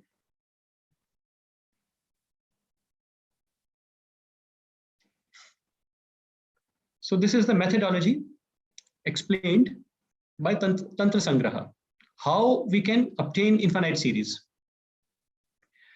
So let the arc length be S and the square would be S square. What he has done, he's using only the first quadrant of the circle. So he's using arc length and its square. So this is the explanation of the methodology. So I don't know I have much time or not, so I can, otherwise I could have explained this. This is very simple procedure, but this is just an algorithm, how he obtained the sine and cosine series. So Jiva is a word which is actually r radius of the circle multiplied by the sine theta. This is the terminology used by Madhava, Jiva. And similarly, he gave infinite series for cosine and tangent inverse. So this is the series which is now particularly named as Madhava-Leibniz series for approximating the value of pi. The Kerala School of Astronomy and Mathematics flourished for at least 2 centuries beyond Madhava. Jeshtadeva, he has written commentary on the work of Madhava, and he is the author of Yukti Bhashya. And he has given this verse, which translates as the integral of a variable. Variable is called pada. And if a variable pada equals half that variable, integral of a variable equals half that variable squared. That is, the integral of x dx is equal to x squared by 2. This is the meaning of this verse. So there are clear indications that the first attempt of integration was done by the Kerala School of Mathematics.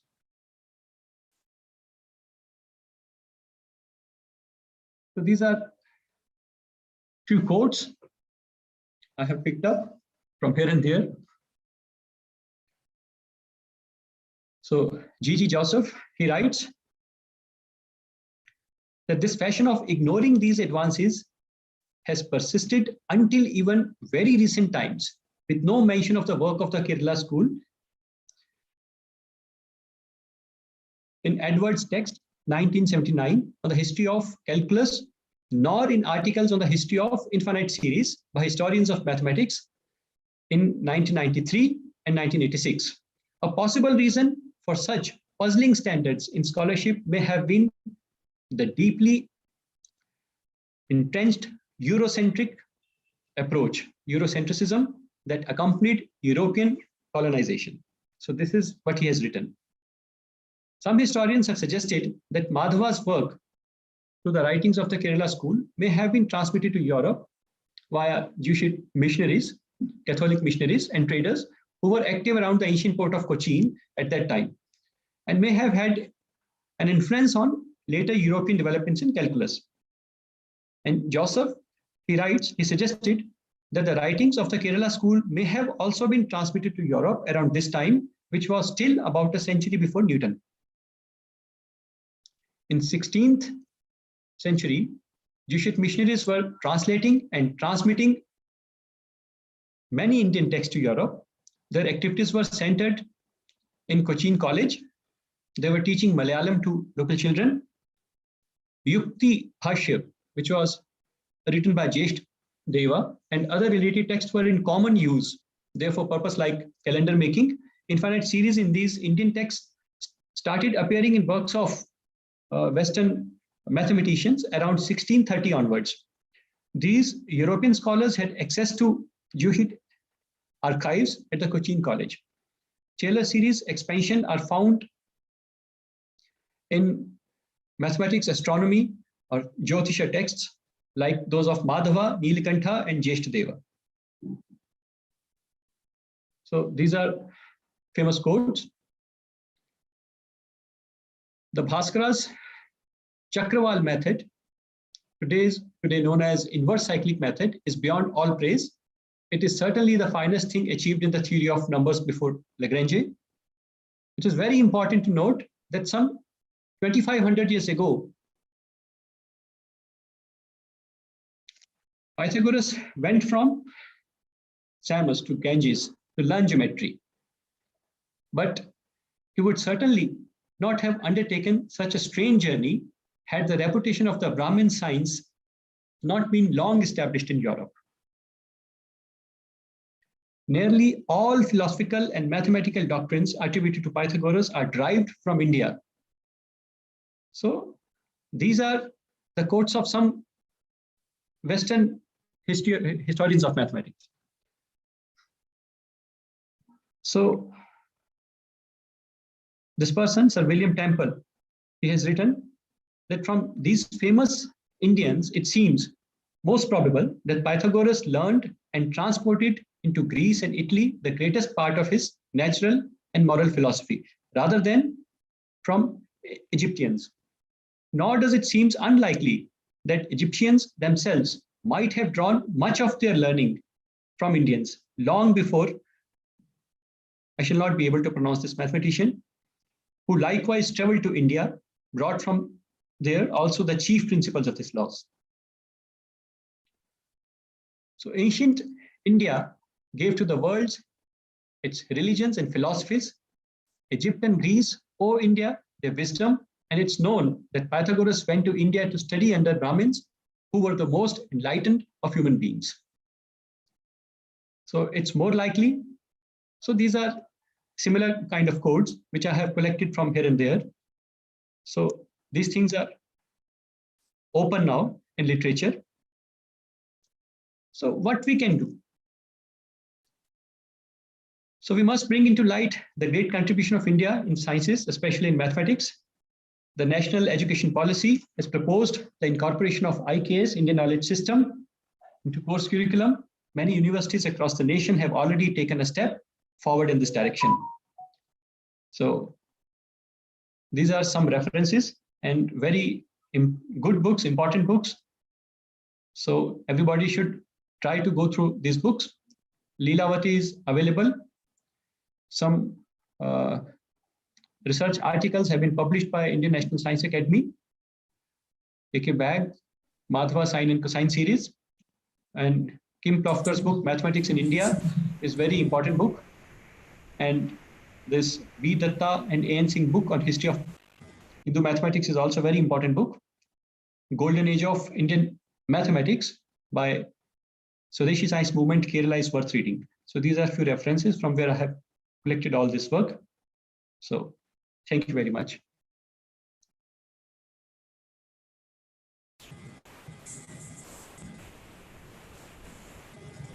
So thank you, Dr. Arora, for such a wonderful talk covering very large aspects of Indian contribution of Indians in development of mathematics and how it influenced the Western mathematics world. So the talk is quite impressive. So any questions from audience?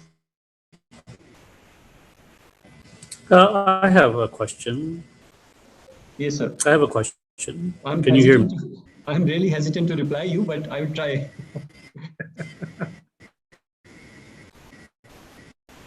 Oh no, no need for hesitation. You see, firstly, I enjoyed the talk immensely. I thought it was a fantastic talk.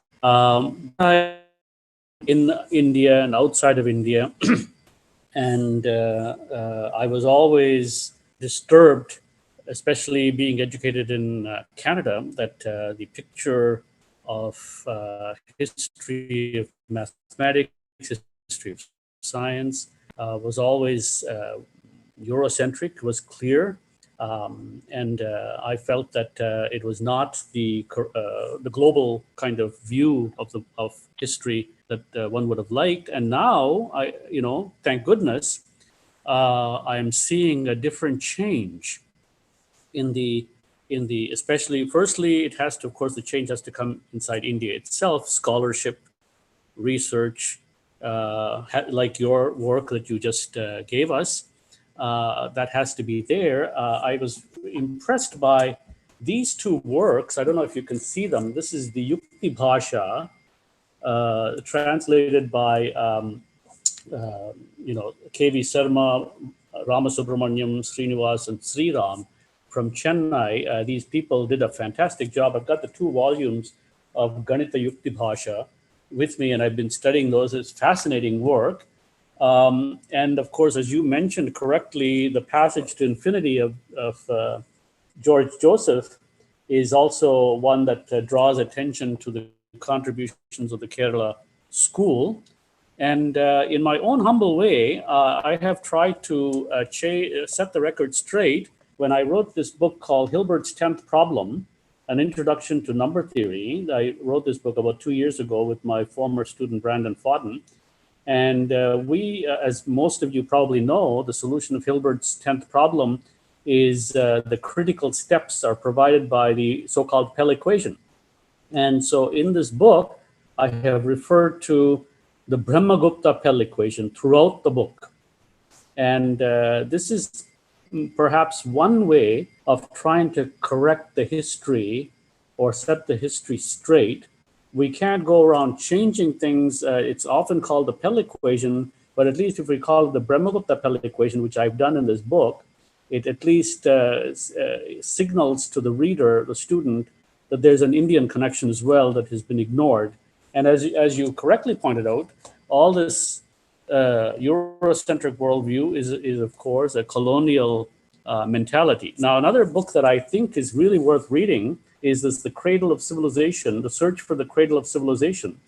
This is, again, a beautiful book by George Forstein, Subhash Kak, and David Frawley, and I would recommend looking at this book as well. And these books are very scholarly works, very much like the scholarship that you have just presented to us now. And I think it's a new trend. We have to take up the mantle and get the record straight first in India itself. That's all I want to say. Yeah, absolutely. Absolutely fine, sir. Thank you. Thank you for such nice words. Sir, Ramurthy sir, can you please tell us the reference of your book, Hilbert's 10th Problem? What is the exact title and publishers?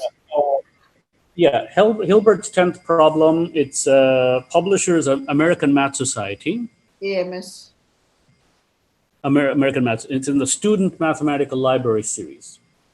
Math Library series.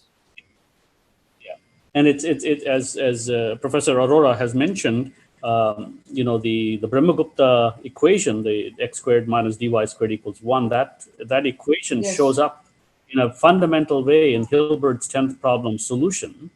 And that has been, at least I pointed out that the Brahmagupta connection in this book. So I think slowly things will change, but we have to get our scholarship in order. That's all I was saying. Thank you for the interest. Yeah. Sir, I have a question, Professor Ashish. I have a question. Yeah, sure. So when you talked about those indeterminate equation, first order, second order, how hard are those equations to solve? Why am I asking is, in what context? Right now, mathematics is being used for cryptography, as Professor Khanduja also mentioned. And most of those, they rely on factorization. So are these problem of that level, and they can be used for for these cryptographic algorithms? I hope Professor Ramurthy will be able to answer this question more appropriately. But now, as we know the solution, so it is not hard to crack, but to find new methodologies is always difficult. If you are able to solve it some new methodology, or you are able to find out some new path, that is always difficult. But now, as we know this equation, we know the solution, so it is not very hard. But the people who have cracked it at their time, it must have been hard. So, and about cryptography, I don't know, maybe Professor Ramurthy will explain it better way, or Professor Khanduja will explain it more better way. Thank you. Thank you. Say a few words, if I may. Can I say a few words? Sure. Yeah. So certainly, as Professor Arora alluded to this point about the so-called Pell equation, or the Brahmagupta-Pell equation, is the prototype. It's the one step that you need before you study elliptic curves. Elliptic curves is one step higher and more complicated. And both the Brahmagupta-Pell equation and elliptic curves are used in factoring algorithms. And of course, factoring is at the heart of breaking codes. So this much is, I think I can say with certainty. Yeah? Thank you so much. So I think we can conclude the session by thanking Dr. Arora for such a illuminating talk.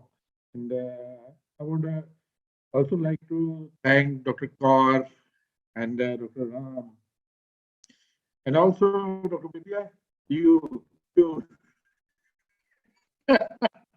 for arranging such beautiful talks and celebrating this National Mathematics Day. Thank you, sir. Thank you so much. Thank you all for your contribution. And I also thank all the participants for joining us and remaining with us for such a long time. Thank you, everybody. Thank you, Professor Singh. So, yeah, I would, before ending the webinars, I would also formally like to thank other organizing team members, Dr. Jitendra Singh and Dr. Amit Pal from Department of Physics. And of course, our speakers and lovely audience for being so patient. And we had financial support, which I have to acknowledge, from the Punjab State Council for Science and Technology. So with this, I think we are ready to have good nights and good morning. So thank you.